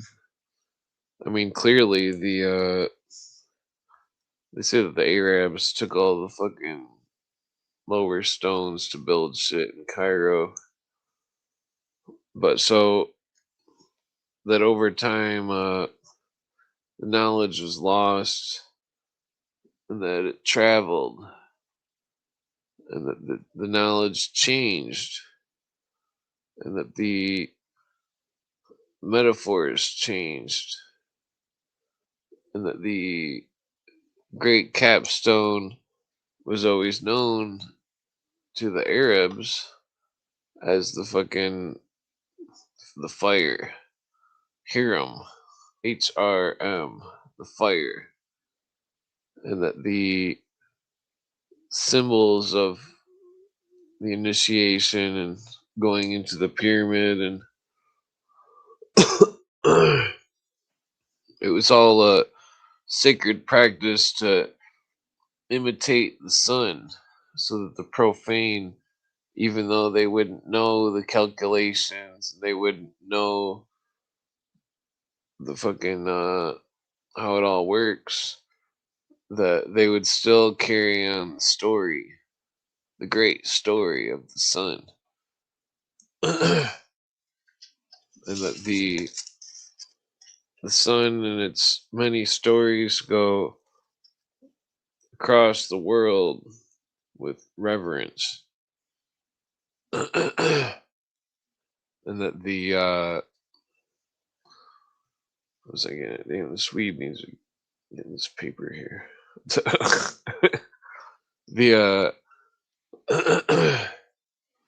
rolling joints. But so the sun wasn't thought of some kind of mystical spirit or something. It was known and understood by the people that were scientists, that were building a mathematical model of the universe and held the sacred dramas through storylines which would captivate the audience to cheer on the astronomy, I guess, well, to carry it on, but also, I mean, it, it's always been two things. It's always been two things. One was for those who didn't understand, and the other was for those who did understand. And that the through time that uh, many of the stories had changed hands and people added doctrines and changed doctrines and put their little spins on the stories to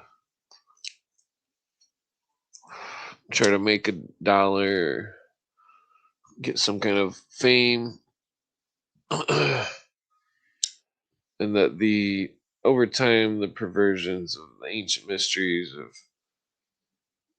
been dwindled into man's obsession with his own consciousness and all this psychological bullshit. But in the beginning, it was a science, and that it was an ancient science, and that the stories of devils and Apollos and hydras and all this stuff was always symbols of the stars and sky, the symbols of great catastrophe because of the sky and the locations of the stars. That's why the stars were assigned animals and heroes, and some man would recognize and carry on. And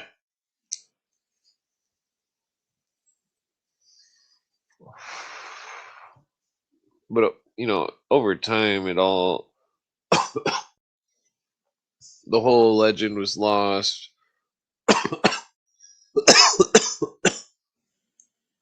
That the people profane the knowledge to uh it's just a runaway train of bullshit. And that fucking the ancient man, he built the pyramids as a standard, a set of measurements. And that these measurements were the laws of reality. The average speed of light was the measurement from the corner to the tip of the pyramid. the angles of the shafts going into the pyramid were the angles of the sun in the sky when it went through the year. the uh, the marking of the great year in the 25,000 year calendar was essential to the astronomers, and that the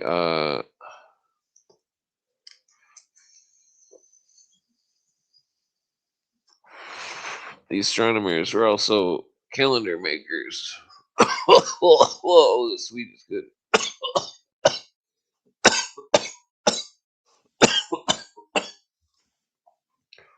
That movements in the sky, that the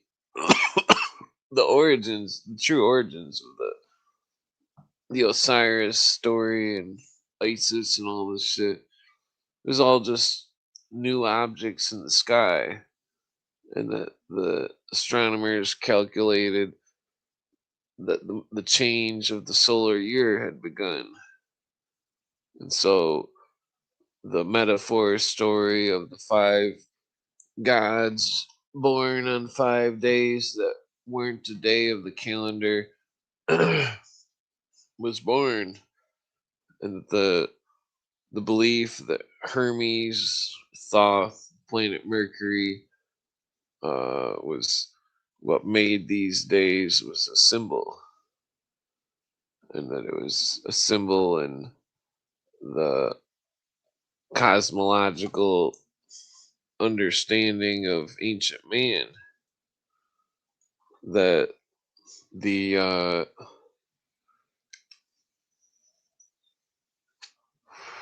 you know you don't know if it's a metaphor for Mercury hitting the moon or something, or because in the story, the story goes worldwide. Mercury made the bet with the moon that it made the 5 new days, the so many illuminations or whatever, that adds up to 3 days or 5 days. And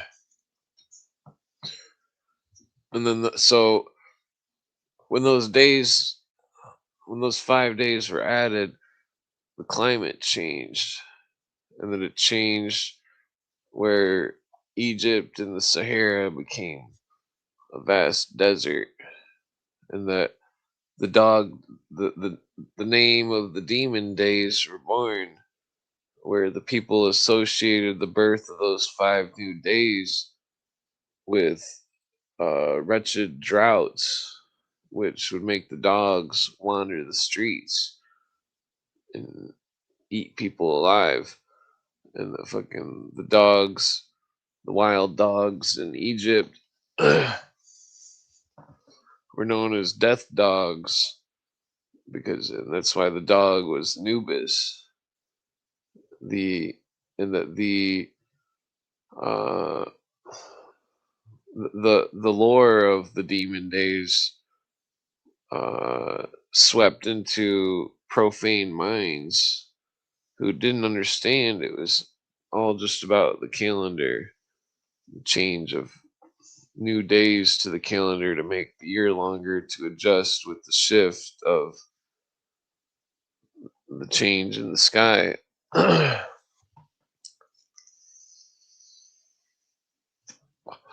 And from those new days, the profane took the legend, went east, and that the to Babylon, and that because the pyramids are at least 7 to 10,000 years old. Uh, I would say 12,000. I would say the Sphinx is probably 34,000 years old at minimum. Uh, I mean 12 to 30,000 years. But so the goddess, which was just a symbol of a day, Isis, was turned into Asara in Aramaic, which became Ishtar in Babylon, and that the Horus became uh well, I think the younger, I don't remember which what the name was, but the the thing about Marduk is, well, that's a long story, but the well, it doesn't matter how it all shifted. Excuse me, because it all shifted. They all changed names, started worshiping it in some sort of profane manner. The first temple for Saturn was built in the city of Nineveh, where the symbol of Osiris was profaned into Nimrod, and that the profaning of the religion was known in the name Nimrod by the Chaldean version of the name, which is Marad, which meant he that rebelled.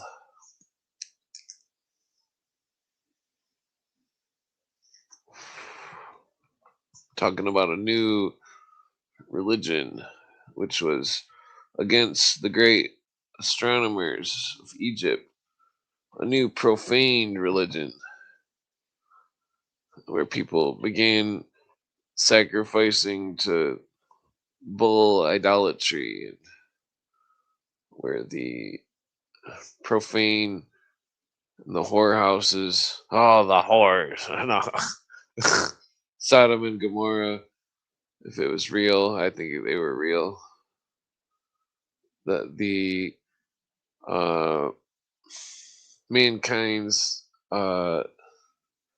fall into perversion and idiocy ran amok with the profane and the fanaticism of the worship of idols and all of this, and that the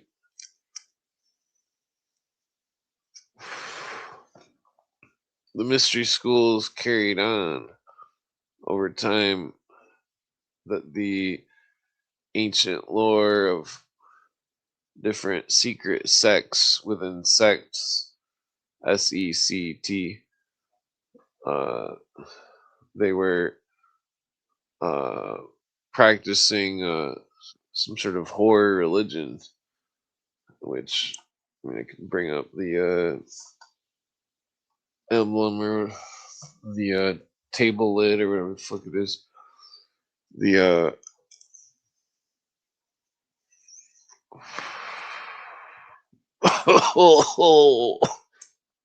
so in one religion, the purity of man's spirit was found through cleanliness and found through good deeds. But in the other religion of the ancient world, which is the profane version of ancient Egyptian mysteries, that the priests of the goddess were giving themselves to the people for money for the goddess of ancient Babylon, Ishtar, and that the priests were castrating themselves for the goddess Ishtar.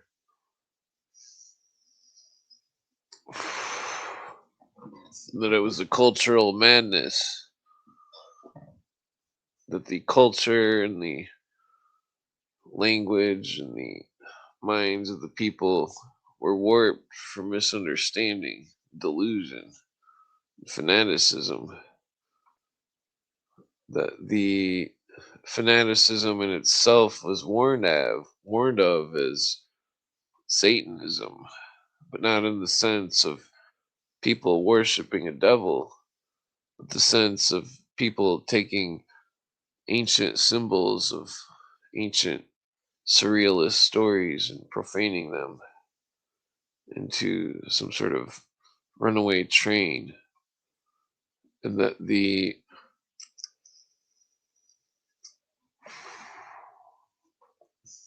over the generations, the ancient mystery schools had dwindled themselves into so many offshoots that the ancient lore was forgotten.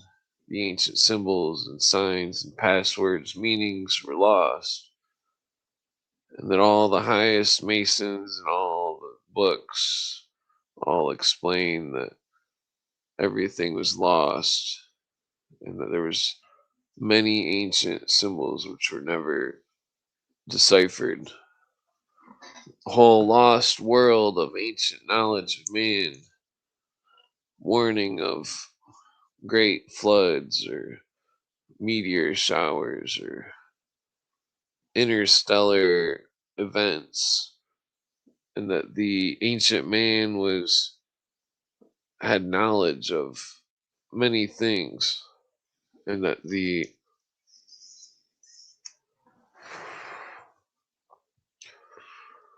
there's a lot of speculation about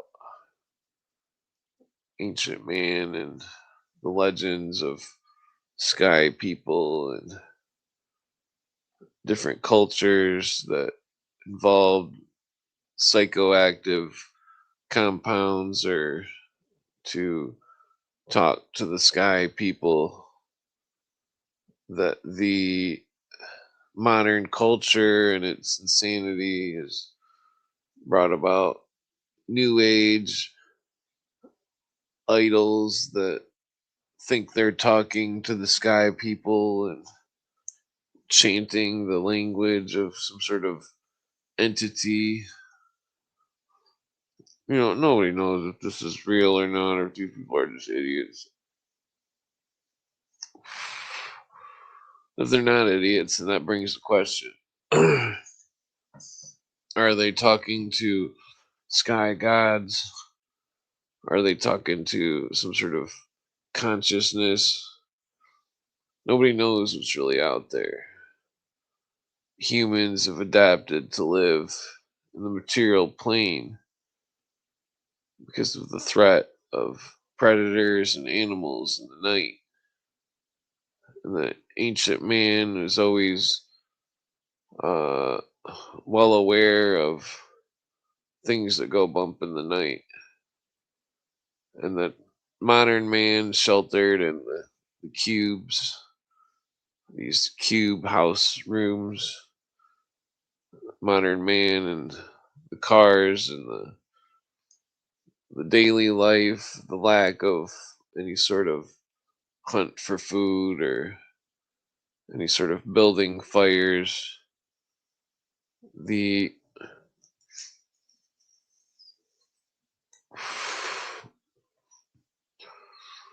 that mankind's power was through understanding nature, that all science is trying to imitate nature, trying to bring something from nature through a shortcut.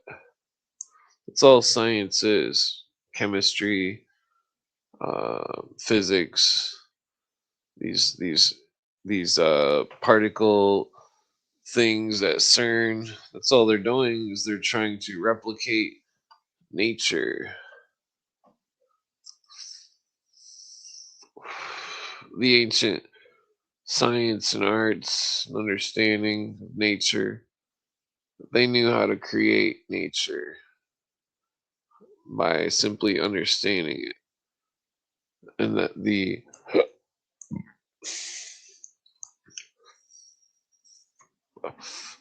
I think I'm gonna pass out here.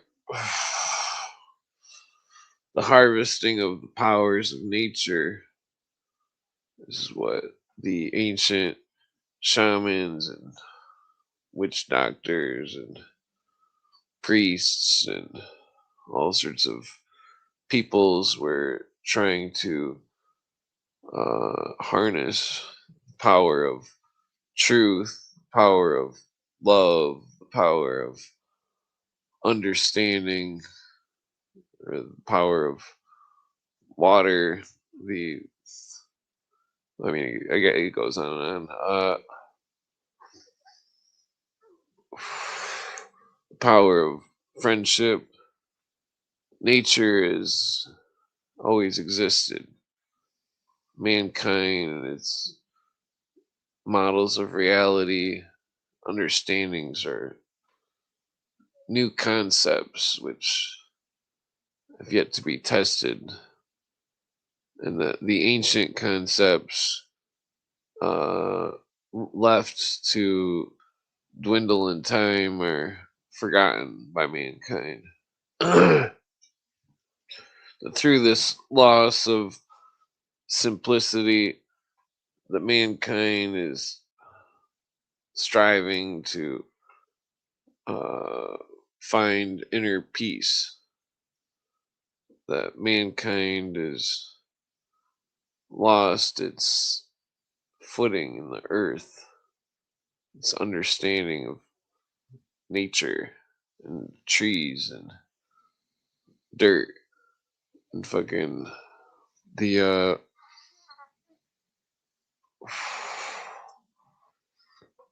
I mean, if there wasn't so many goddamn ticks around, it'd be nice to just go walk outside and fucking no shoes on and fucking just.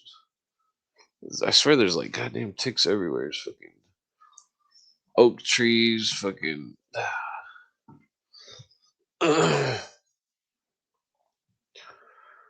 it's like nobody knows what the UFOs are. Nobody knows what a lot of this stuff is. People have many guesses. Most, I would assume it's all just hidden technology that was made by man, developed by man, flown by man. But that begs to differ the question of how. The next thing would be, is it aliens from another planet? That type of thing. I would say most likely not. The next question would be, is it people from the future coming back to try to tell us that we're fucking everything up? Seems like they would find a better way to do it than that if that was the case. Or is it all some kind of weird psychological velociraptor that's testing the fences of our country? They're trying to make cults that are brainwashed idiots that believe in some kind of crazy alien shit just to stir up and waste people's times. Like, oh,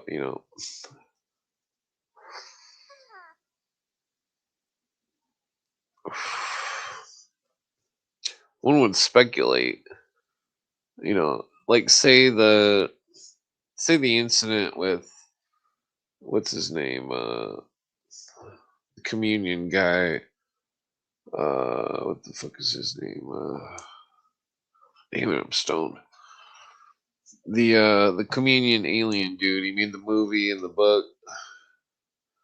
Well, what if there was some bigger event or something that happened around that time that was in that area, and the communion guy simply just said all that stuff to cover up something else, so the media was all drawn to that. You know what I mean? Like, no, I mean, it's all just nobody knows. Yeah, Whitley Strieber. That's it. I mean, what if he was actually brainwashed? And what if he was part of some kind of MK Ultra shit? That he was under hypnosis, and that they put all those people under hypnosis, and they were all just seeing everything that they were told they would see through the hypnosis. We don't know what kind of shit's going on.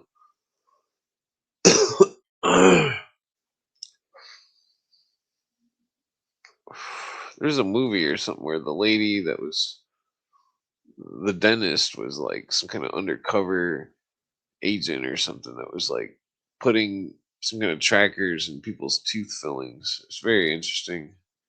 I don't think it's real or anything, but you don't know if they're doing something like that with all the psychologists and stuff. If the psychologists are hypnotizing people and making them think weird shit, and then they're testing some kind of pharmaceuticals on them or something. Because there's no ethics board that's, you know, people think that people like doctors and shit that they're just such assholes. They just sit there and fucking use us like guinea pigs and fucking the what yeah, Whitley Strieber got pregnant and yeah, that scene with Christopher Walken was just fucked up. It's like, why did they really need to put that in there? I mean, they couldn't have like had the alien go in his ear or through his mouth or something. They had to, put that on the screen with Christopher Walken and the Communion movie. It's like Jesus Christ, fucking damn, I'm gonna roll one more joint. Fucking might as well. I've been sitting here for so long. Uh, all these alien things. I mean, if it's real, then that brings some weird shit to the table. I mean, like fucking that brings some shit to the table. I mean, there's so many videotapes of UFOs flying all around Area 51. I mean, so it's Occam's razor would say that those are from Area 51. There's all sorts of documentaries, even as far back as the 70s, about UFOs, and most of them aren't great as the 90s ones are probably the best. The the whole July 4th, if they really do disclose something that's huge, then it's probably gonna be a huge controversy, because then nobody knows if it's all a lie or if it's all you know real. Because I mean, if they disclose something, like say they disclose something, like say that video that was floating around of the supposed alien. I've shown it on here before. Some supposed alien that was, you know, because I mean, I went over some of the details of, excuse me, the supposed alien lore.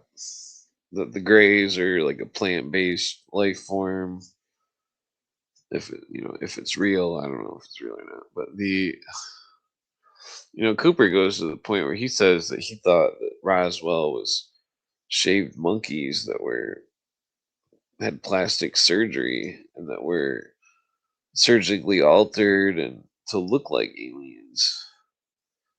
And that brings, because what if it is that scenario? What if America is trying to trick the world into believing in aliens so America can take the world over?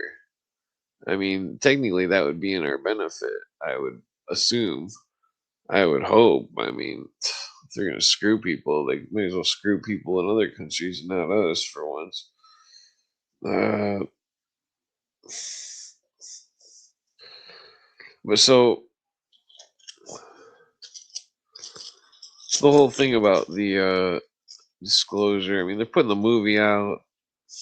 It's like, oh, perfect timing. This movie's coming out this summer. Steven Spielberg.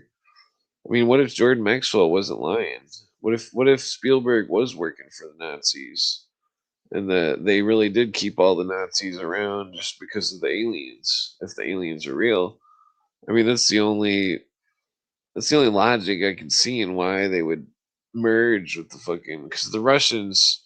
I mean, the Russians are a threat, but I mean, are they a big enough threat to where the OSS and all this intelligence shit just merges with all these Nazis, leaves them all in the same positions of power, and then gives all sorts of people all sorts of leeway? Like, oh, here's Krupp, let's give him his business back.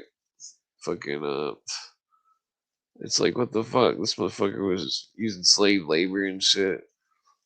And they just give it, it's just despicable. But the the fucking what was I getting at? There's fucked up shit going on. I mean, you know, if there was supposedly aliens, then I mean, what if certain stuff in history didn't happen the way we thought? Like what if the Russians and their all the deaths from the Russians and the starvation was from something else?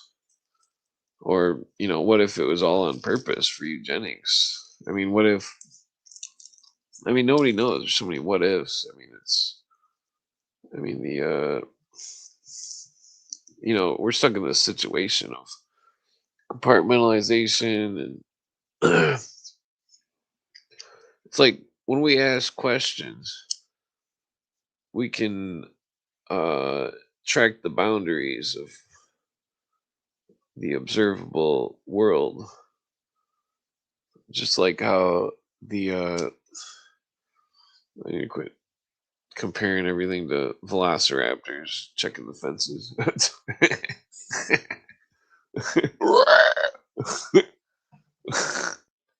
All right, this is my last joint here. But so the what does this say? Yeah, so that the whole alien scenario. I mean, what if Stargate was some kind of weird disclosure movie or something, or maybe it was the opposite. Maybe it was to cover it up. I mean, there is programs called Stargate, but they're not actually about Stargates. I mean, but then that begs the question: what if that's just the decoy, and what if there is like a real Project Stargate? I mean, that's some weird shit. Well, I mean, I wouldn't place any bets on it, but they're doing weird shit. I've seen all sorts of supposed images of supernatural shit. Uh, a lot of the ghost pictures. Some of the ghost pictures are real, but then I've got this one picture of the supposed Philadelphia experiment. It's got like a portal in the sky or some shit. I don't know if it's real or not, but I mean, if it is, then that's pretty spooky. But I would speculate that it was painted on the picture. But this because what if the degaussing program was the cover-up program for the Philadelphia? Because Cooper says the Philadelphia was all about the degaussing of the steel. But what if that was some sort of you know just to keep people's eye off the ball?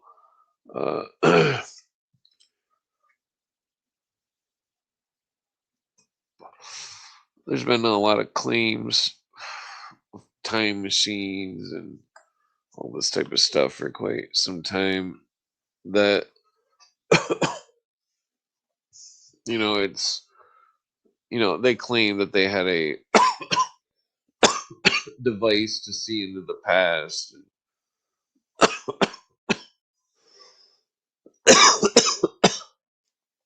Supposedly had a video of Jesus or some shit, but I think that was just to check for leaks because if somebody talked about it, it would be obvious. Like, oh, he's telling people that there's a video of Jesus from a time machine video camera. He leaked. you know, I would assume that that's what that was about, not an actual video camera that was showing a video of Jesus. I mean, if you haven't heard about that, look it up. There's a few different variations on the story. Well, there's a few different stories. They claim the Vatican had one. They claim that the the Navy had one. Supposedly, I don't think there was a third one.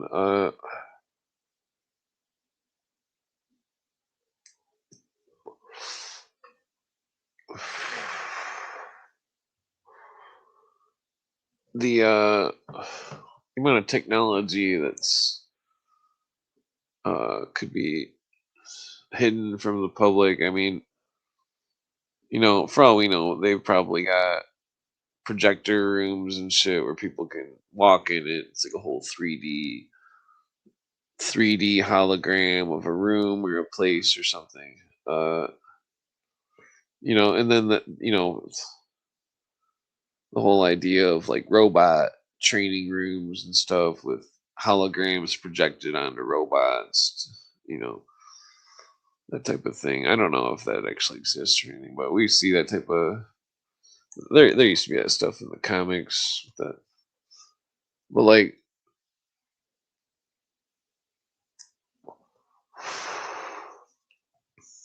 you know, I mean, if we were to go to another planet or something or outer space, if somebody was born in outer space, it'd be just like the what was it? There was some kind of animal that was born in space. I think it was jellyfish. And the jellyfish, they took the jellyfish back to Earth. The jellyfish couldn't swim right because they couldn't tell which way was up. That if a bird or a human, was in space, born in space, came to Earth, they would definitely not be able to sense which way is up. I mean, it'd be hilarious, but well, no, that wouldn't be hilarious. That'd be fucked up. But like, I feel bad for those jellyfish. Uh, I'm sure. Yeah, I would speculate that they would learn how to swim. That Tool song, not to learn to swim, learn to swim. uh, yeah, no, I think that Tool guy is some kind of plant or something.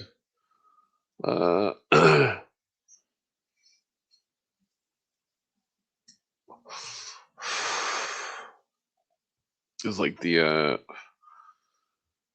it's like, I mean, the Russians aren't always the cheap ones. Like if Tool was some kind of propaganda band, that wouldn't surprise me. I mean, the lyrics are disgusting. I never even knew what the lyrics were until like 10 years ago, or maybe like 20. I don't know. It's like, what the fuck? This guy's singing about fucking weird shit. Like I mean, it's classic albums, but it's like, what is he really talking about in those albums? Like I always thought the eulogy song was about Bill Hicks, but I guess it's about Jesus or something. Never really thought about it, but it's like some people grow up and fucking, yeah. The lead singer is definitely fucked up. His lyrics are disgusting, but it was weird because he's definitely in a cult or something. Because fucking that Perfect Circle band, all the lyrics are about some kind of weird goddess or some shit.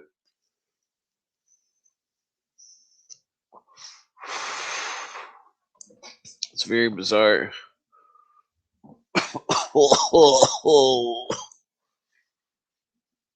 Like the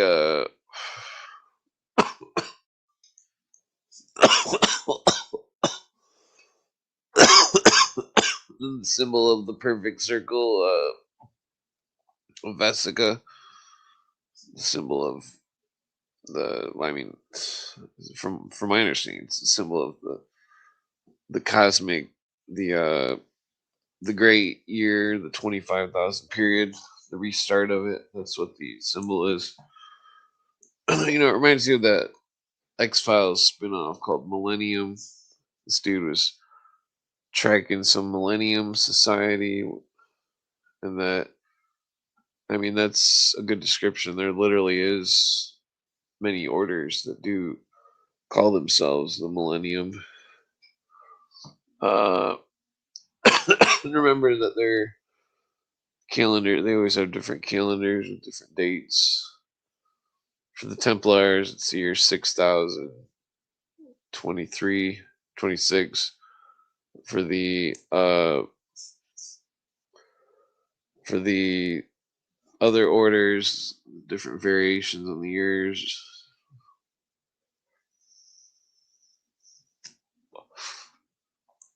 But like the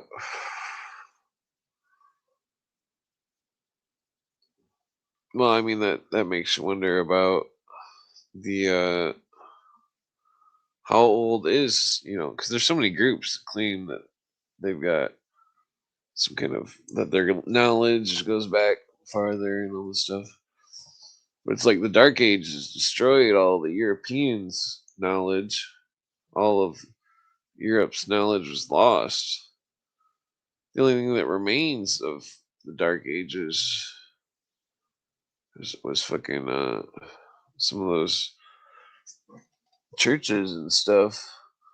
Uh,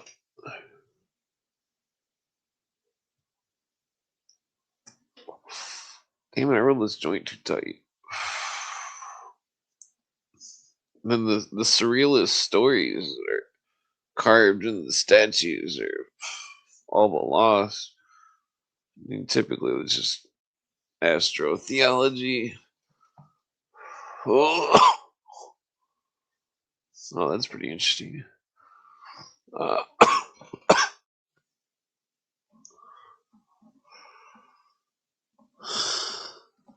so, excuse me. What was I getting at? Yeah,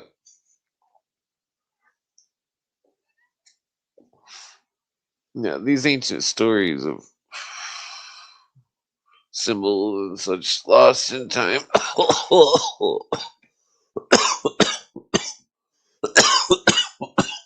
Whoa, this joint's harsh.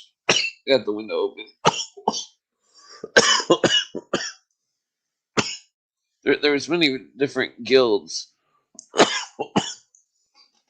There was guilds for stonemasons, guilds for the artists, guilds for the weavers, guilds for the farmers. Uh, I'm sure they all had like the restaurants of ancient times. There's always been restaurants. I mean, that's some of the oldest shit they find is fucking bakeries with old loaves of bread and shit baked into the fucking thing. Well, I mean, they got that at Pompeii. I've seen other, excuse me, like prehistoric ovens and shit. I mean, the Stone Age was. There's all sorts of settlements in England and shit where there's full out Stone Age settlements all done in flagstone.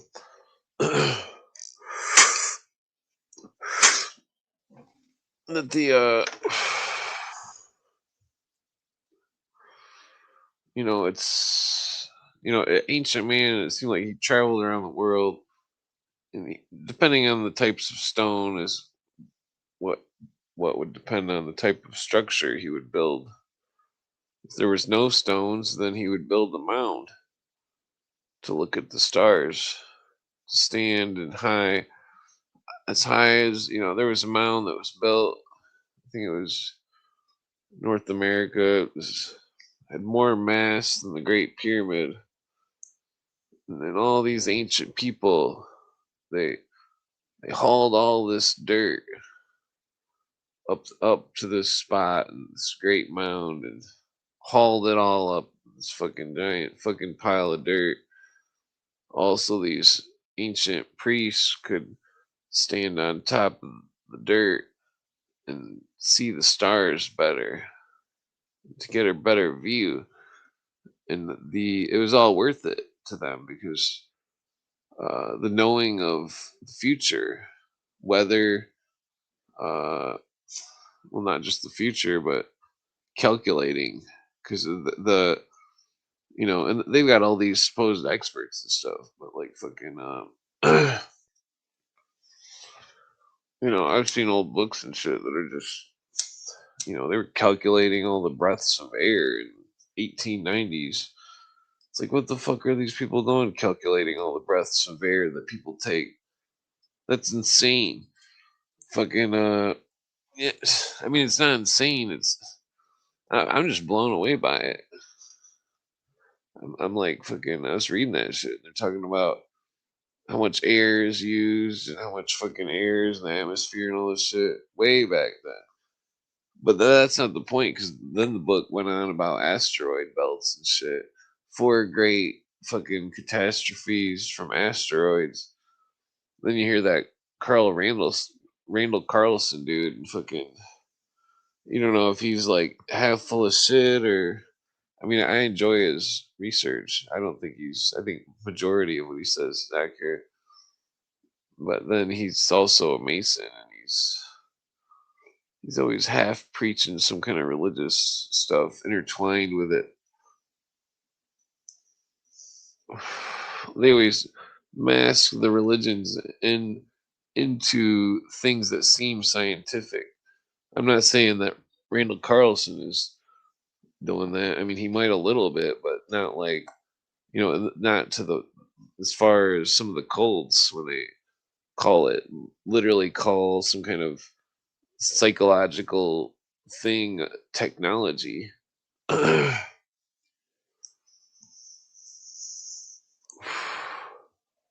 I mean, that's the whole cult thing, the borderline of, is it a religion or is it a cult, with these Scientologies and all this stuff, these freaking Rosicrucians, the Masons, all of this stuff.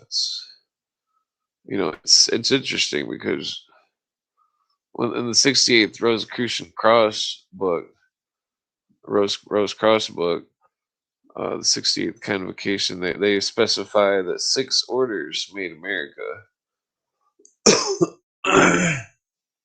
And that these six orders, the order of the alchemists, the order of the Magi, the order of Osiris, the Illuminati, the Rosicrucians, and the damn, I always forget the sixth one. But none of them were Masons. Didn't list Masons because they all at that time they had known that the Masons were all compromised by the Jacobite Jacobin societies and the House of Stuart, the House of Stuart of England, wanting to make a new England to take over. Well, I mean, that's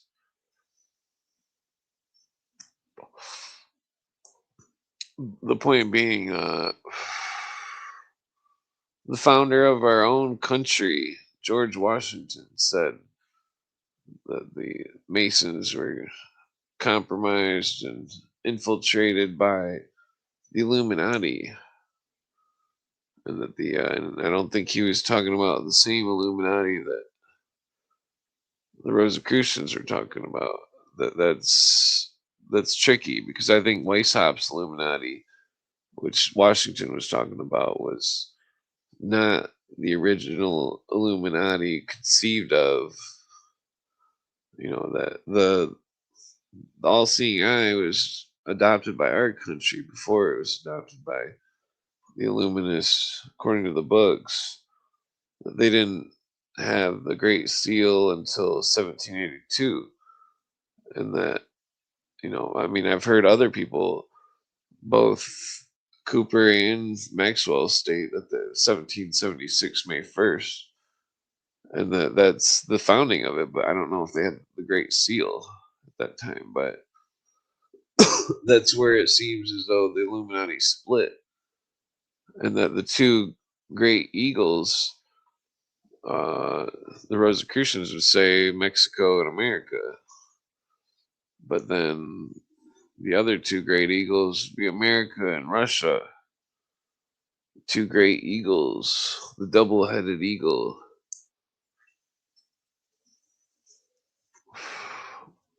Russia with the black eagle, America with a white-headed eagle. The same symbol found on the old Masonic double-headed emblems. The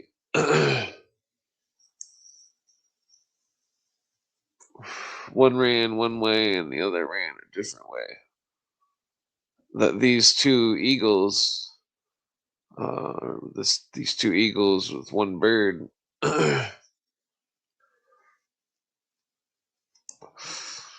seemed to magically conquer the world. World War II.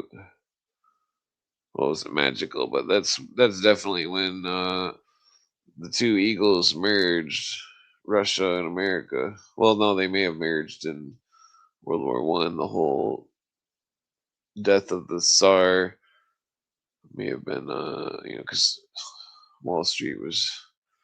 Well, anyways, the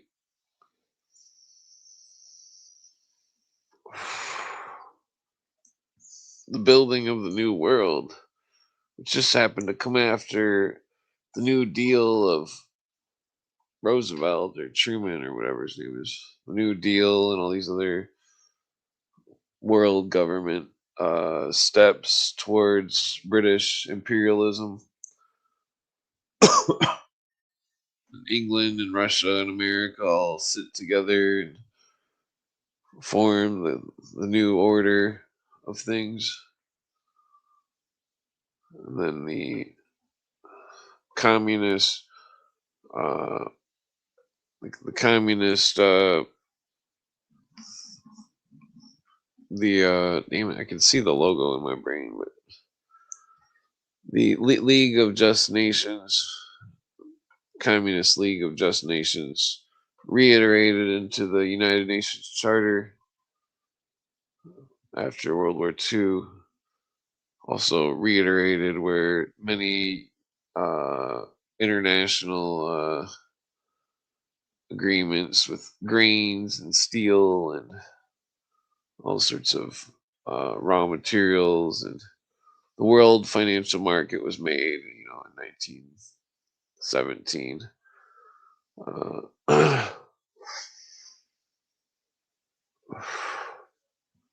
then after the UN was created, NATO was created under the auspices of the UN. And then the different divisions of uh, military stuff began with the labeling of peacekeeping forces and all this stuff. Article 43 of the UN. And then the Open Skies Treaty eventually happened. I think it was 1946 or 50 something, but the Open Skies Treaty, which then led to the Department Publication 7277, Disarmament Act of the nuclear powers of the world. And then the Cold War began. The Cold War was, well, so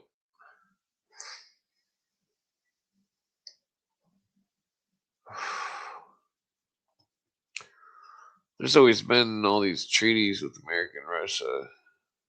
We were just talking about the other night with the space station. They were sending people up into space. There happened to be no problem.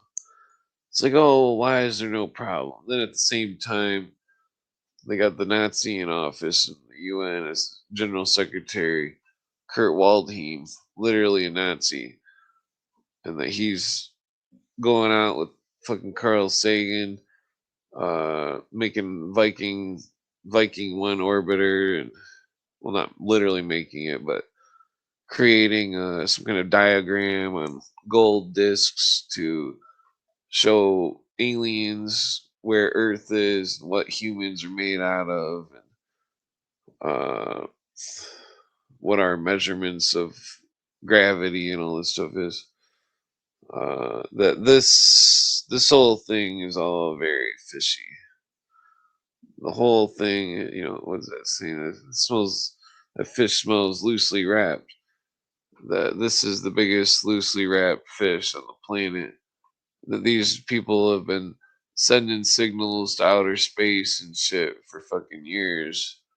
people claim that there was signals sent to outer space, and that fucking they received what was that constellation? The Cassiopeia. They claim they received signals, advanced signals from Cassiopeia. They claim that they've received signals from all sorts of bullshit. And fucking and then they go as far to like literally fucking mail directions to Earth with Viking One. And then the movie what's it called is made, Close Encounters of the Third Kind. Hollywood presents the movie Aliens 1979. Then the next thing you know, Star Wars. Then the next thing you know, uh, excuse me, E.T. The onslaught of alien movies over and over and over. Species 1991. What else you got? There's so many different alien movies. I mean, it just goes on and on and on. The next thing you know, you got Tom Cruise and the War of the Worlds, which was the book written in 1899 or 1898. Uh, this whole alien thing is, we don't know if it's real or if it's all a bunch of people playing games. That's where it gets spicy. That's where it gets spicy. Yes, sir. No, I got nothing. That's not really how rednecks talk around here. They talk like this. No. uh, no, they're more like, yup. Yup. That's about it. So what was I getting at?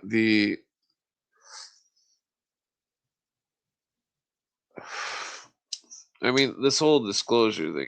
This is if it happens July 4th, this is huge because all these alien cults and shit. Because according to Cooper, that the Navy thought that the fucking alien cults were all being supposed. The Navy, they thought that the fucking alien cults were all being ran by aliens or some shit.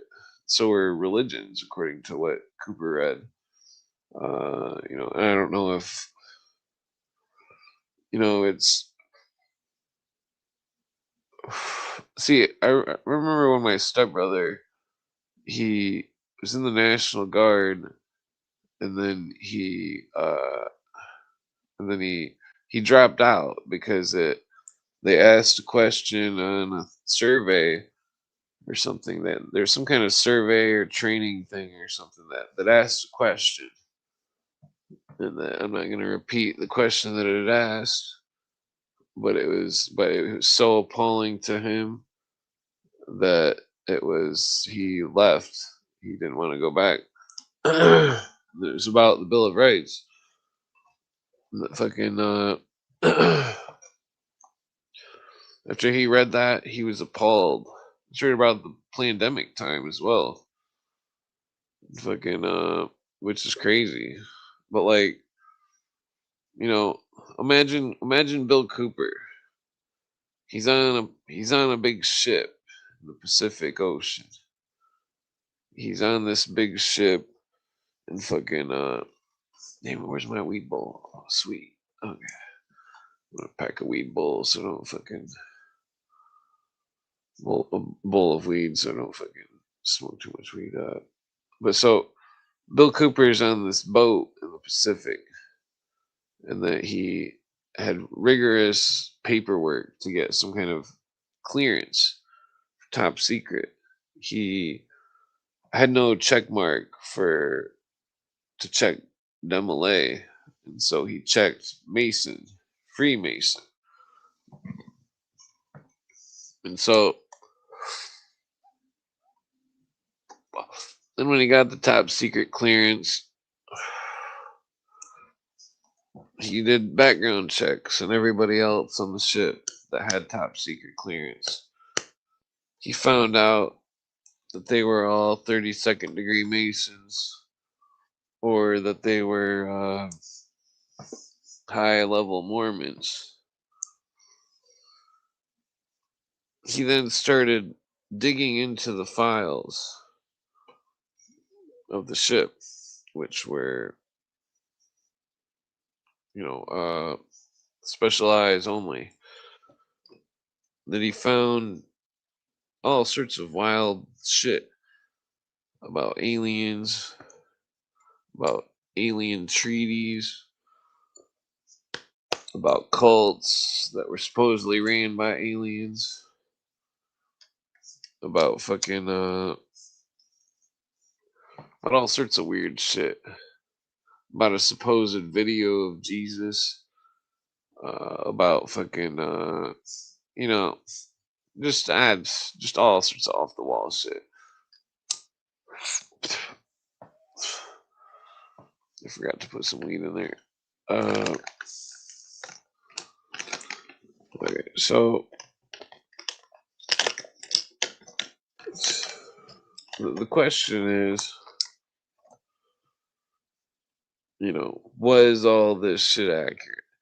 When the disclosure happens, because I know about all Cooper's research, I've listened to it all over and over just to try to fucking see if there's anything to it, and the fucking, so all the stuff that's gonna be disclosed, I'm gonna know which stuff of it Cooper's already talked about, because I've heard all of his fucking radio show, and the fucking that, if certain things are said when the supposed disclosure happens, and if they align with the things that Cooper said in the specifics, then that means that Cooper, what he's seen was real. And that if what he's seen was real, that brings about some very strange shit. Because if the USO that he's seen, the unidentified submerged object that he's seen turn into well, he didn't really, it went from that to a UFO, and that it was huge. He said it was huge. Fucking, if that shit's not man made, then there's really weird shit going on. I mean, I remember well, the whole UFO thing is really strange. I mean, especially considering seeing one before in real life. Well, I've seen three, but separate times. But so that brings about the strange question of, uh, first of all, how is it flying that fast? Were they using some sort of gravity engine or something? I mean, second of all, how could it? What fuel was it using? How could it fly so far with no fuel? There's limited fuel. And some people claim the UFOs run off water. Uh, I mean, thirdly, uh, if the UFOs are not man-made, then when there's the cattle mutilation stuff from the 80s and 70s and stuff, like, was the where the black helicopters go in there to investigate something that had already happened, or were the black helicopters there doing some kind of illegal experiments on cows? I mean, that begs the question. The ifs. It's like, why do they have these television shows with some kind of cuckoo dude from NASA that is supposedly some kind of physics expert working on Skinwalker Ranch and all this stuff. It's like, why are they showing us this stuff? Why are they all just amping up all this stuff that uh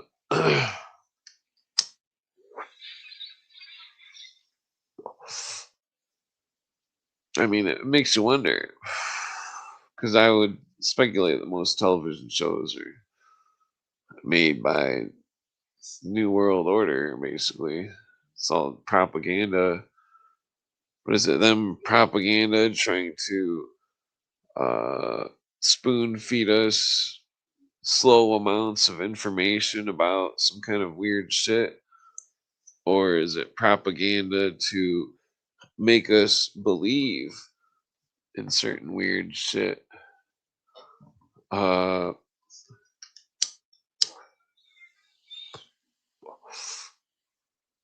the sweet tastes good. Tastes better out of the bowl, kind of. Nah, I don't know. But so I mean, there's so many questions. It's like we can't just blindly follow everything. The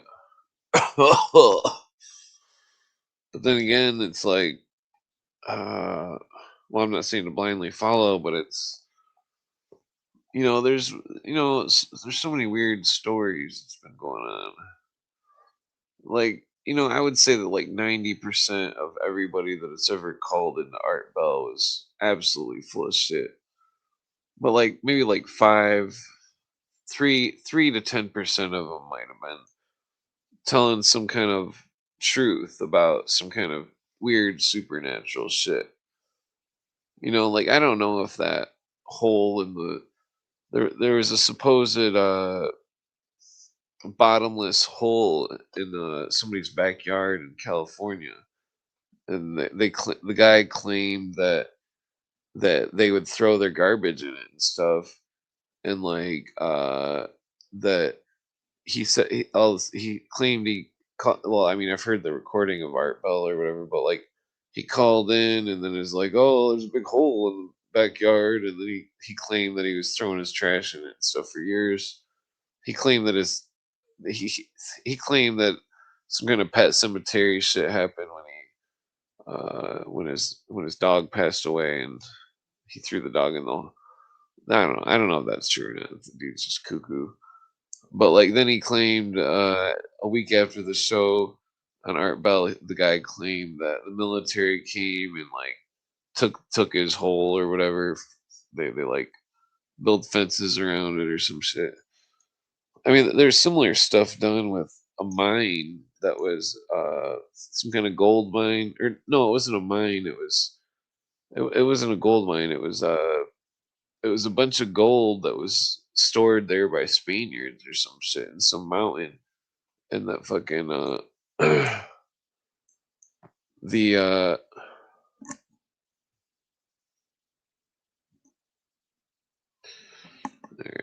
pop my ear pressured here.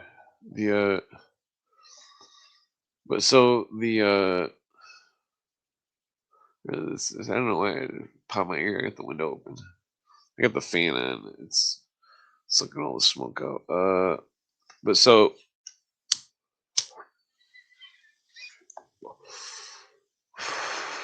damn it, what was I getting at? There was something that was relevant. What was I saying? Oh yeah, the dude that was supposedly throwing shit in his hole or whatever in the backyard. That there was a bunch of gold in some mountain, and the military confiscated the mountain, and then the gold was gone, and then fucking nobody knows what happened to it. But it's like if there was some kind of weird alien shit, and that if technology needed gold and silver, that would be the only explanation for why there's such a need for it. I mean, according to the stuff that Cooper talks about the beginnings of the space program and stuff, precursors of it, the first there was meteorological surveys of the wavelengths going through Antarctica in 1890, then again in like 1904 and then 1912 or some shit. And that he talks about this program that was started in 1928, and that I forget what it was called, but it was really little. I couldn't find very much information on it. But that I think that they purposely pretended like the space program is way behind, that they're using primitive methods to do certain stuff, and it's like I think it's all I think it's all for show. That I think they've got stuff that can go farther than anything you could imagine, and that fucking that they're doing some kind of weird. They're doing something. I don't know what it is, but something weird is going on. I would speculate.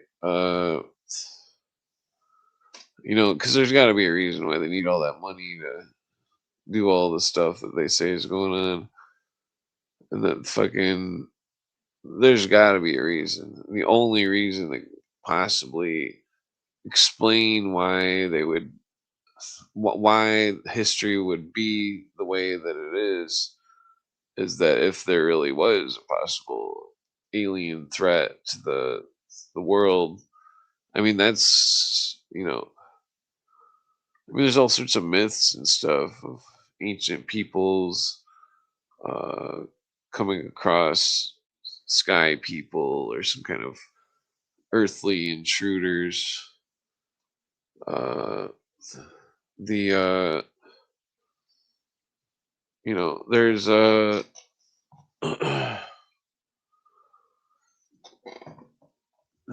mean, nobody even knows what the Earth is even made out of. Nobody knows what's going on with the whole scheme of things. Uh, Damn it, I gotta pass out here. My back hurts. I played cards earlier and too many, too much sitting in the chair and playing cards. I think I'm gonna start making videos about I don't know, maybe like growing corn or something. Yeah, I need to grow some corn. It's like spring corn and like squash, zucchini. What else is good? Some of those gourd type plants are pretty good. All right. Well, yeah. I need to compile a bunch of images and sort them of book screenshots of Illuminati stuff and the stuff about the cults and the sex cults and the star cults and the consciousness cults and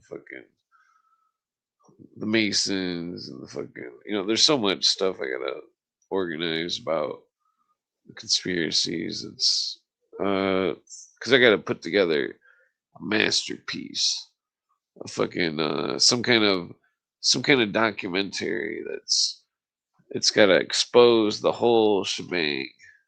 The the because Cooper he said a lot of the equation, but he didn't quite have all the variables.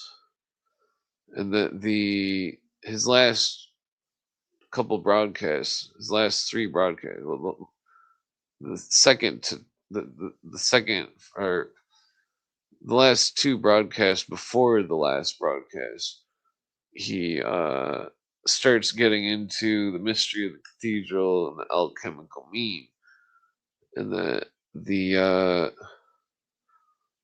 it seems as though that the alchemical memes are relevant to the mass hypnosis, and that's why I was doing that episode the other night about crowd crowd psychology, because the people act as one entity. They no longer act as individuals, and that they become a different person, Jekyll and Hyde, if you will. Not literally, but the crowds. This is why anything mainstream is like, we just want to like steer clear from mainstream stuff, mainstream opinions, and just try to uh live long and prosper.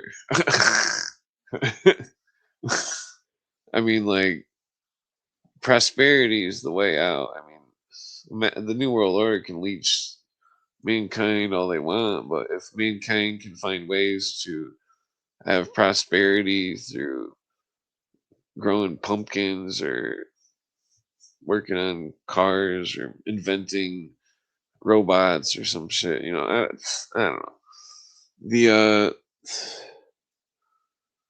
I mean, what they really need is like to invent a new way to build a house. That's what I would like to do, because the way houses are built and so they're so inefficient that there's geothermal techniques to heat and cool a house, which would, you wouldn't even have to turn on anything except for like a dehumidifier or something.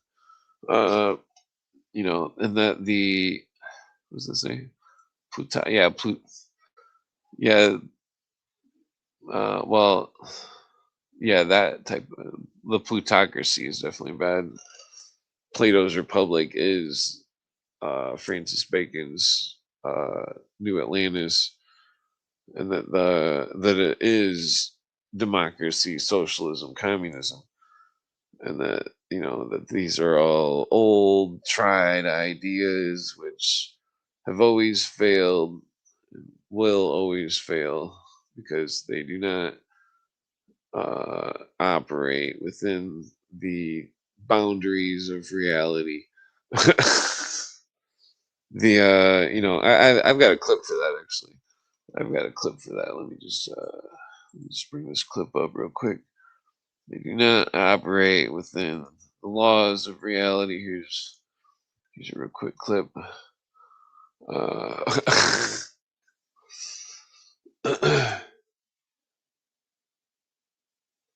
Obama is a radical communist, and I think it's becoming clear. That's what I told people in Illinois, and now everybody realizes it's true. He's going to destroy this country, and we're either going to stop him or the United States of America is going to cease to exist. Is there any, do you still hold regrets against not having long enough time to debate against President Obama? I don't have any regrets. I went into Illinois. People told me at the time I didn't stand much of a chance of winning. The idea was to bear a true witness. The man is an abomination.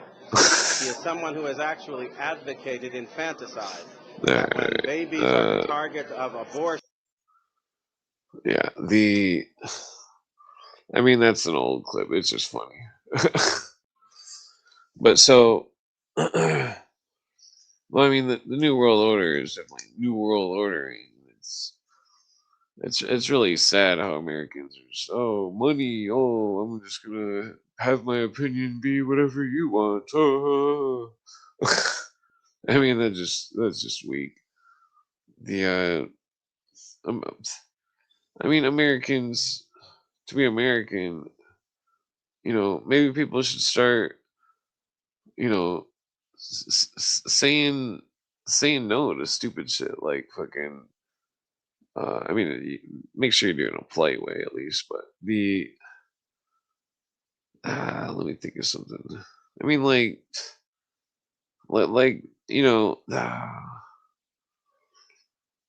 trying to think of something that's not rude, like smoking cigarettes in a restaurant. That's just rude. Was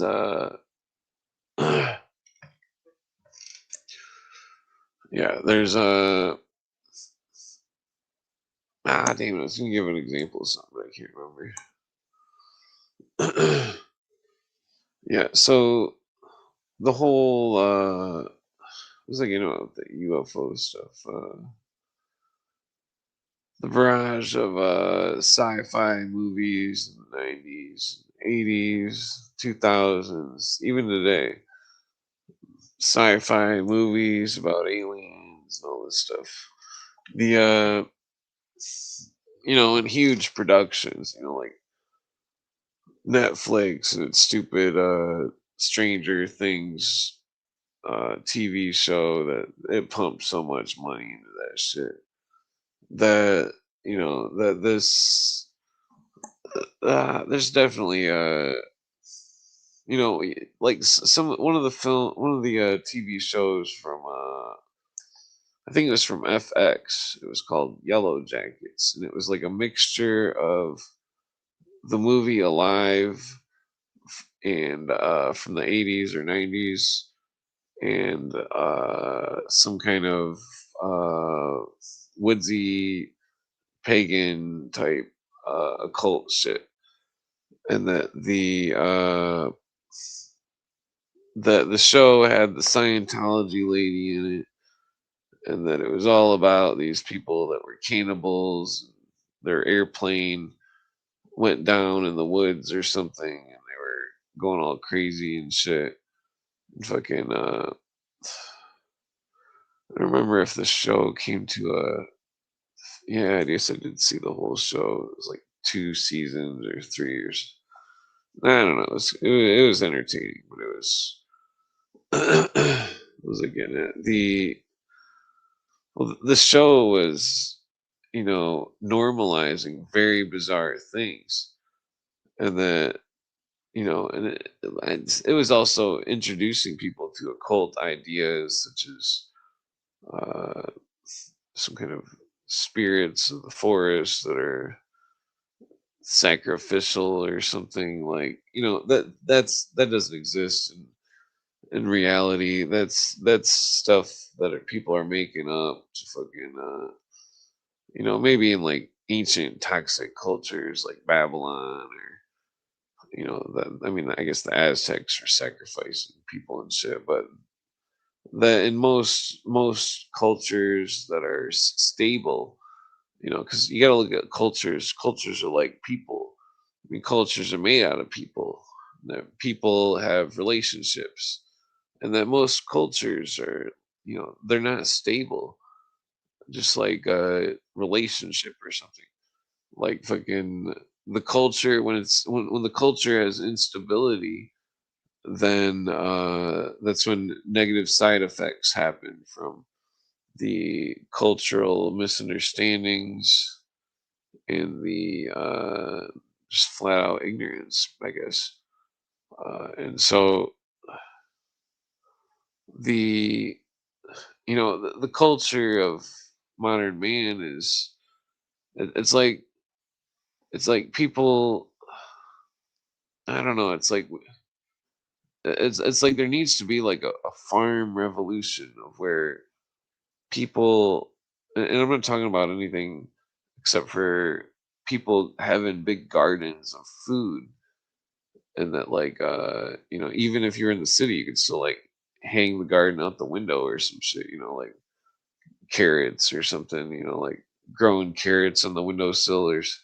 There needs to be like this, because I mean technically somebody could like grow their own lettuce or some shit in their kitchen if they wanted. If they wanted like fresh lettuce or something. My friend used to grow all this kale, and it was I can't stand kale, but I mean other stuff tastes good. I mean like there's a you know I don't know, like I've thought about like having there's these things in South America. They're like they're like big rabbit things or something, but they're like guinea pig rabbit things, and but they're good. I guess they taste pretty good. But it'd be funny to have a big farm of those and just raise those and make those popular as like chicken wings or something. Like fucking because there's I don't know. There's got to be more because technically anybody with an acre could have like quite a few rabbits, but like you'd definitely want to like feed them well and stuff. But like, what was I getting at? That even just something simple like that, like everybody having like a rabbit farm or something, or like fucking, that would totally change the economy because people would no longer be buying, like the same amount of meats or something, like if everybody started having cow farms and shit, or like, uh, you know, if everybody started having like all sorts of chickens and birds and shit, turkeys, and I mean, I hate turkeys, but fucking, uh, freaking, it's like, and then on top of that, like there needs to be like a whole, architectural, architectural change because the way they build houses and stuff. I mean, the oh, damn it. I mean, technically, somebody could build something and it would last for quite some time. I mean, you could build a stone structure that's, like has different replaceable outer pieces, inner pieces to keep it from wearing out, and the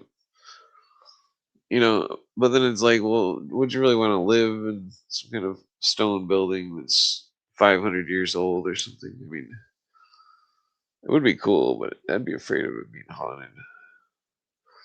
I've seen videos on YouTube of people spending the night at old castle sites in Europe and stuff, and they'll have weird shit happen to them where they'll hear voices or, like have like see sightings of people that they can't seem to catch. I don't know. Half of it's probably bullshit, but I mean, I would say the real test, if anybody wanted to uh, see a ghost, I would say would be to camp at a Civil War place, some kind of camp in a field or something that's some kind of Civil War battle happened, and I bet money you definitely wouldn't want to camp anywhere near there ever again. I mean, the I mean, it makes you wonder about if there is such a thing as cursed land. It's like, should we all just scoop up and leave the whole, you know, leave America, leave wherever? Well, I don't know. I don't think I'm going anywhere, but the it's. I mean, what was I getting at? There needs to be a. I've talked about this before. Some kind of council. All the people. We need to configure the greatest minds, and then evaluate the entirety of the situation and the try to formulate ideas to create prosperity and to help uh, help people see through stuff that is you know that is misleading, because I mean, I do think there's a lot of misleading stuff out there. I mean, and I think I don't know if it's on purpose or an accident, but I think it's and I'm not saying that I've never been misled, because I've definitely been misled before, multiple times. I mean, was the whole, I mean, back like almost 20 years ago, I was believing in that Christ consciousness bullshit and all that fucking, and then I listened to Wayne Cooper and I'm like, this is crazy. Like, he's saying that there's secret societies that wanted me to believe all this bullshit that I'm believing in, and I'm like, this is insane. Like, why would somebody do that? Like, what is wrong with people? Like, it's and then it's just this. It seems to all just be a giant runaway train of insanity and stupidity, and nobody knows if anybody's actually holding the reins of the new world order, or if it's just a giant runaway train that nobody can fathom or calculate. And that begs the question of the UFO stuff again, because it's like, if nobody's in control of the world, and it's just a runaway train, and that there's some sort of weird shit occurring, and that they are not able to fully understand it, then then we need to figure out what the fuck is actually going on, and that, I mean, I don't know. I've been investigating UFOs for so long, and fucking, I never actually even thought I would see one. I thought it was all just bullshit. It's like, I mean, I never really knew what I thought. I thought it would be cool if it was real or something, but I never really thought that I would ever see a UFO. I thought it would just, uh, because I wouldn't even be talking about this subject if I hadn't seen UFOs. I mean, and they weren't. Uh, I mean, it's hard to explain. There's definitely no. It was no illusion. It was no hologram. It was, because you could see the glow of it in the clouds on the red one. Uh, the You could see it glowing on the clouds, glowing. It was the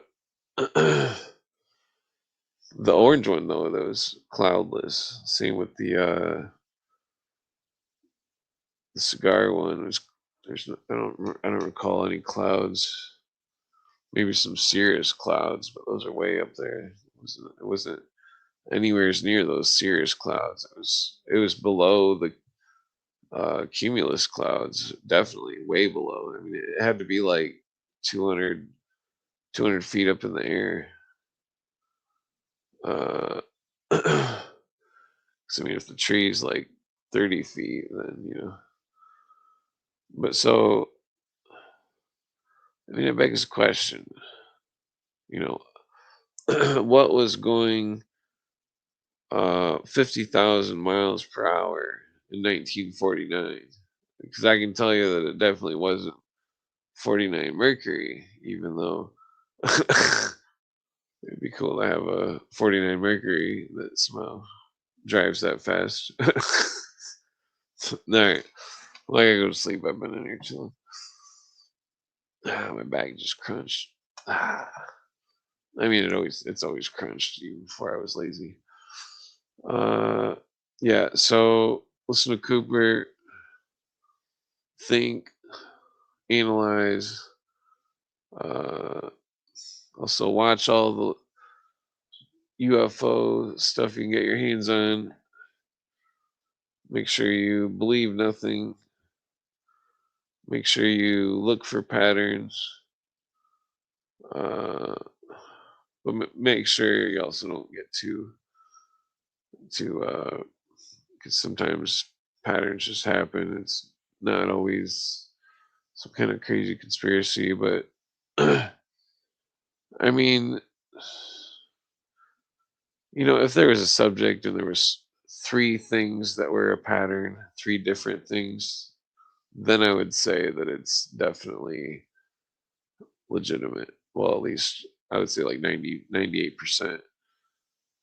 Three things, because that's how the Masons do it with their symbol stories. They could align three symbols and then find other symbols that aligned with three symbols. and that they kept building on the stories to see how many symbols they could align in the story. I mean, that's how you can do the same stuff with a conspiracy. If somebody's connected to three people, and the ties are heavy, and then you connect one of those people to three other people, that are, then you connect one of those people to the other three people that was, then it's obviously that there's a circle of people that is, I mean, that's just, I'm just like metaphorically well, just kind of laying out a model of what speculation and conspiracy would, like model out to. Yeah, well, yeah, I'm going to sleep. All right. Does it say treat?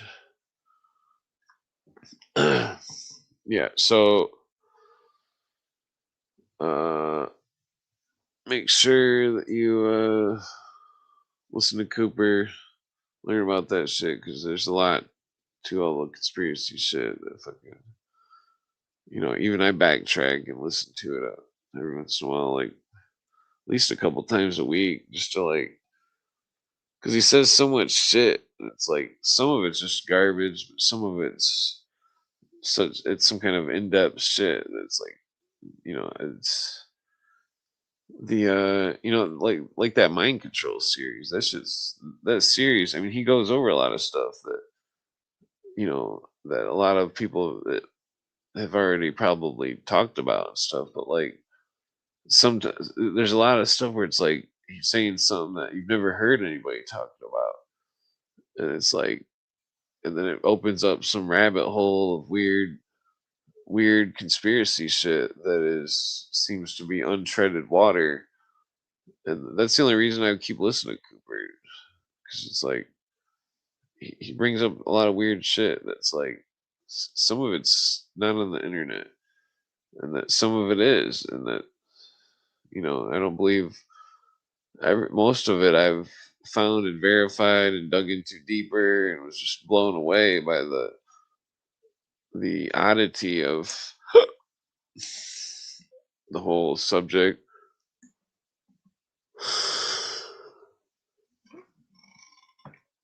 Excuse me. There's many things that Cooper has said that I thought was total bullshit, and then I verified it and was like, "Well, Jesus Christ, this is fucking very odd."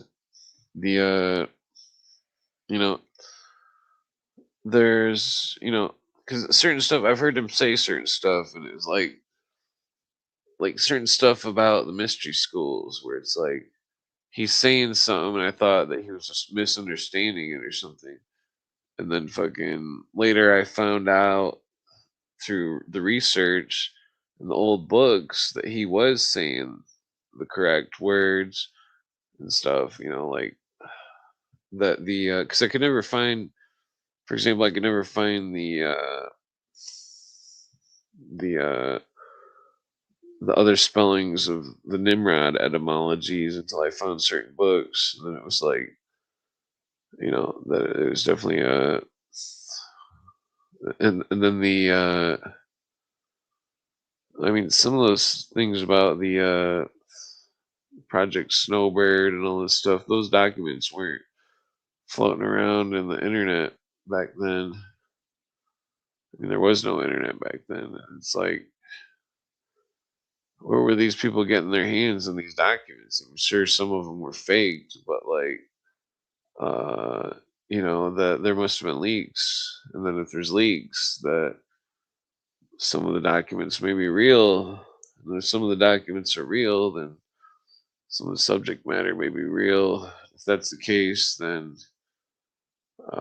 there's very strange shit going on. That whole, I don't remember which scientist it was, but he said he was disclosed about the whole UFO stuff and alien stuff, and that he couldn't sleep at night because it was too spooky. He was too scared that he was, uh, well, I'm gonna have to find that reel because I know it was on fucking Twitter. I'm pretty sure it was Twitter. It was like a 3 minute video, I think. It was talking about this dude that was like, after it was disclosed to him about the alien stuff, that he was just so freaked out and scared that he just fucking, well, he didn't do anything, but he just the story is like, is that real? Was the person, you know, if so, what was the information given that which freaked him out so bad? Like what was because I've heard all sorts of fucking bullshit. That's I don't know if it's real or if it's 99% of it's bullshit. Uh, that's where it becomes a weird scenario. That's why I always bring up that what was the motive of Rockefeller paying that scientist fuck was his name, John or Jack or something, Jack Donalds or something. I don't remember what the hell his name was, but he was some scientist that was investigating alien abduction phenomenon, and that Rockefeller paid him at least $1 million. It's like, well, what was he doing with the money for the research? What was costing $1 million a year? Was it simply he was devoting his full research time to the alien abduction phenomenon investigation? Uh, that's wait, it's bizarre.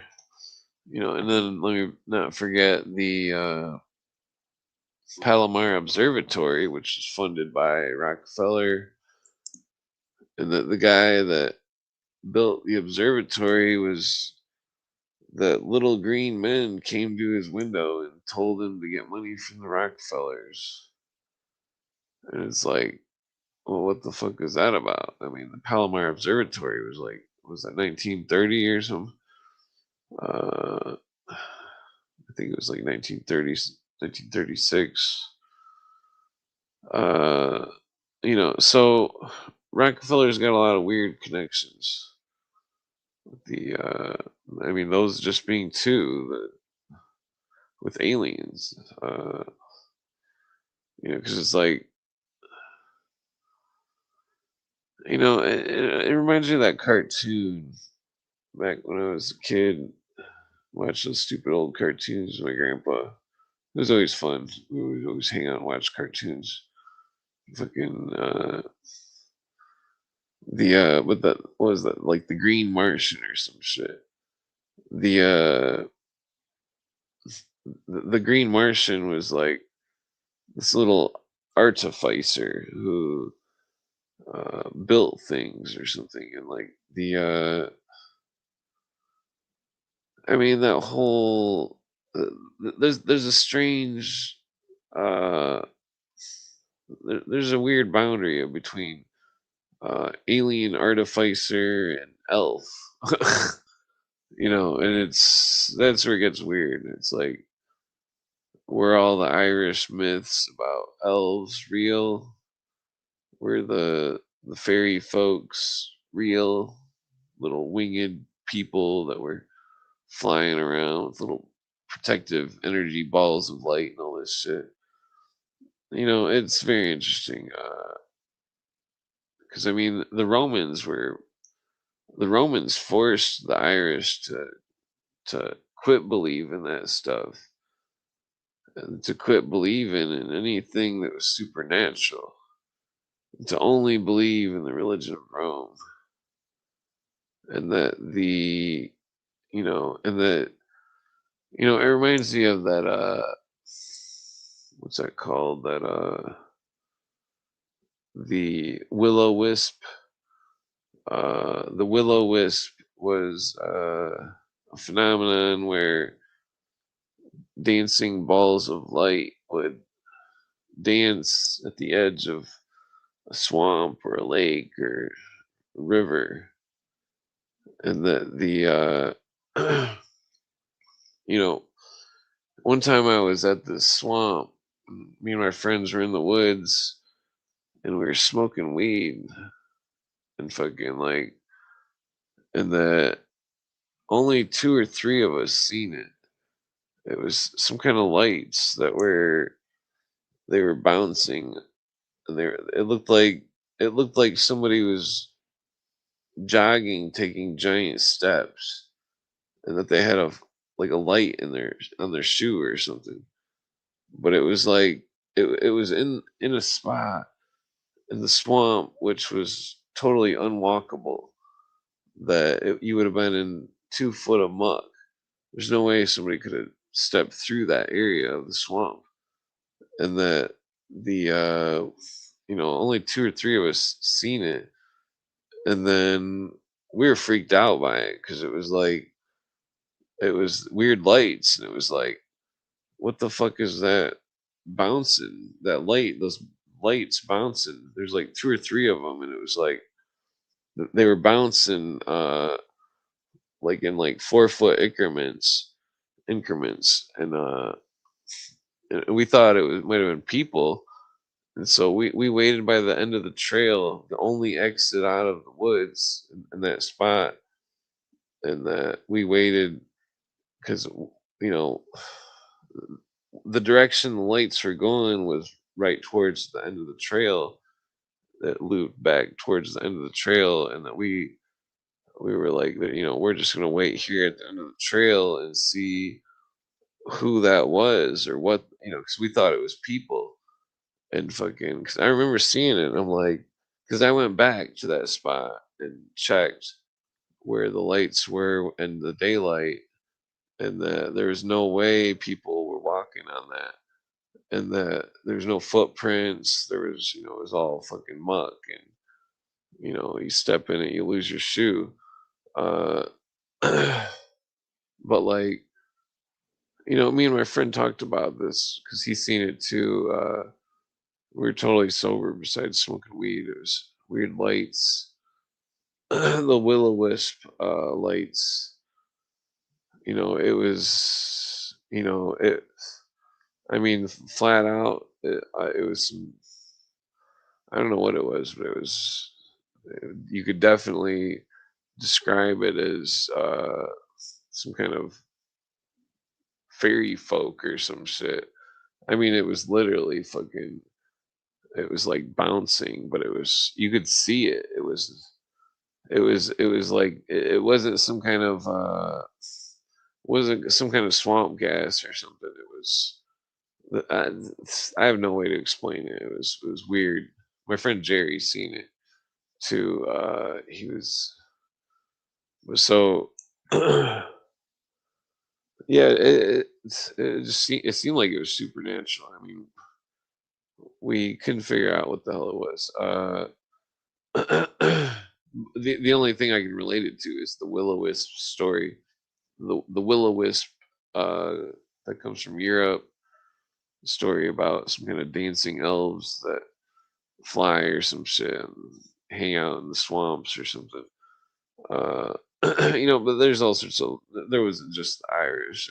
The Germans had brownies. That was their word for elf. That each house had a brownie in it or something. Some kind of elf that was the house elf. I don't know if any of that's true or anything, but I've definitely seen a lot of weird shit. And, you can't discredit all these ancient cultures. Some of their weird myths and stuff are based on actual things, and that if elves and stuff were real, that would put a weird spin on things. I mean, for all we know, these UFOs are some kind of Elvis crafts or something, some kind of weird shit. I don't know. The I'm going to sleep. My throat hurts. I need to quit smoking cigarettes. Well, some fairies are evil, but I'm sure there's good ones too.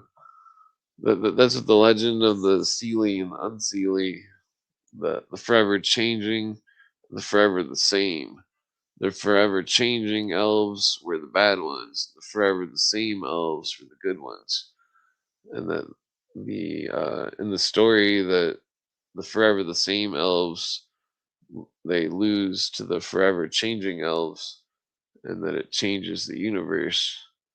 And it's interesting because it's like modern times, the internet and stuff, that the whole world has changed from all this stuff that just keeps forever changing, that the loss of all cultures and the loss of things staying the same is gone forever, and that the Irish lore, in a way, whether elves and fairies be real or not, predicted something which happened, which is this forever changing world that we're now stuck in.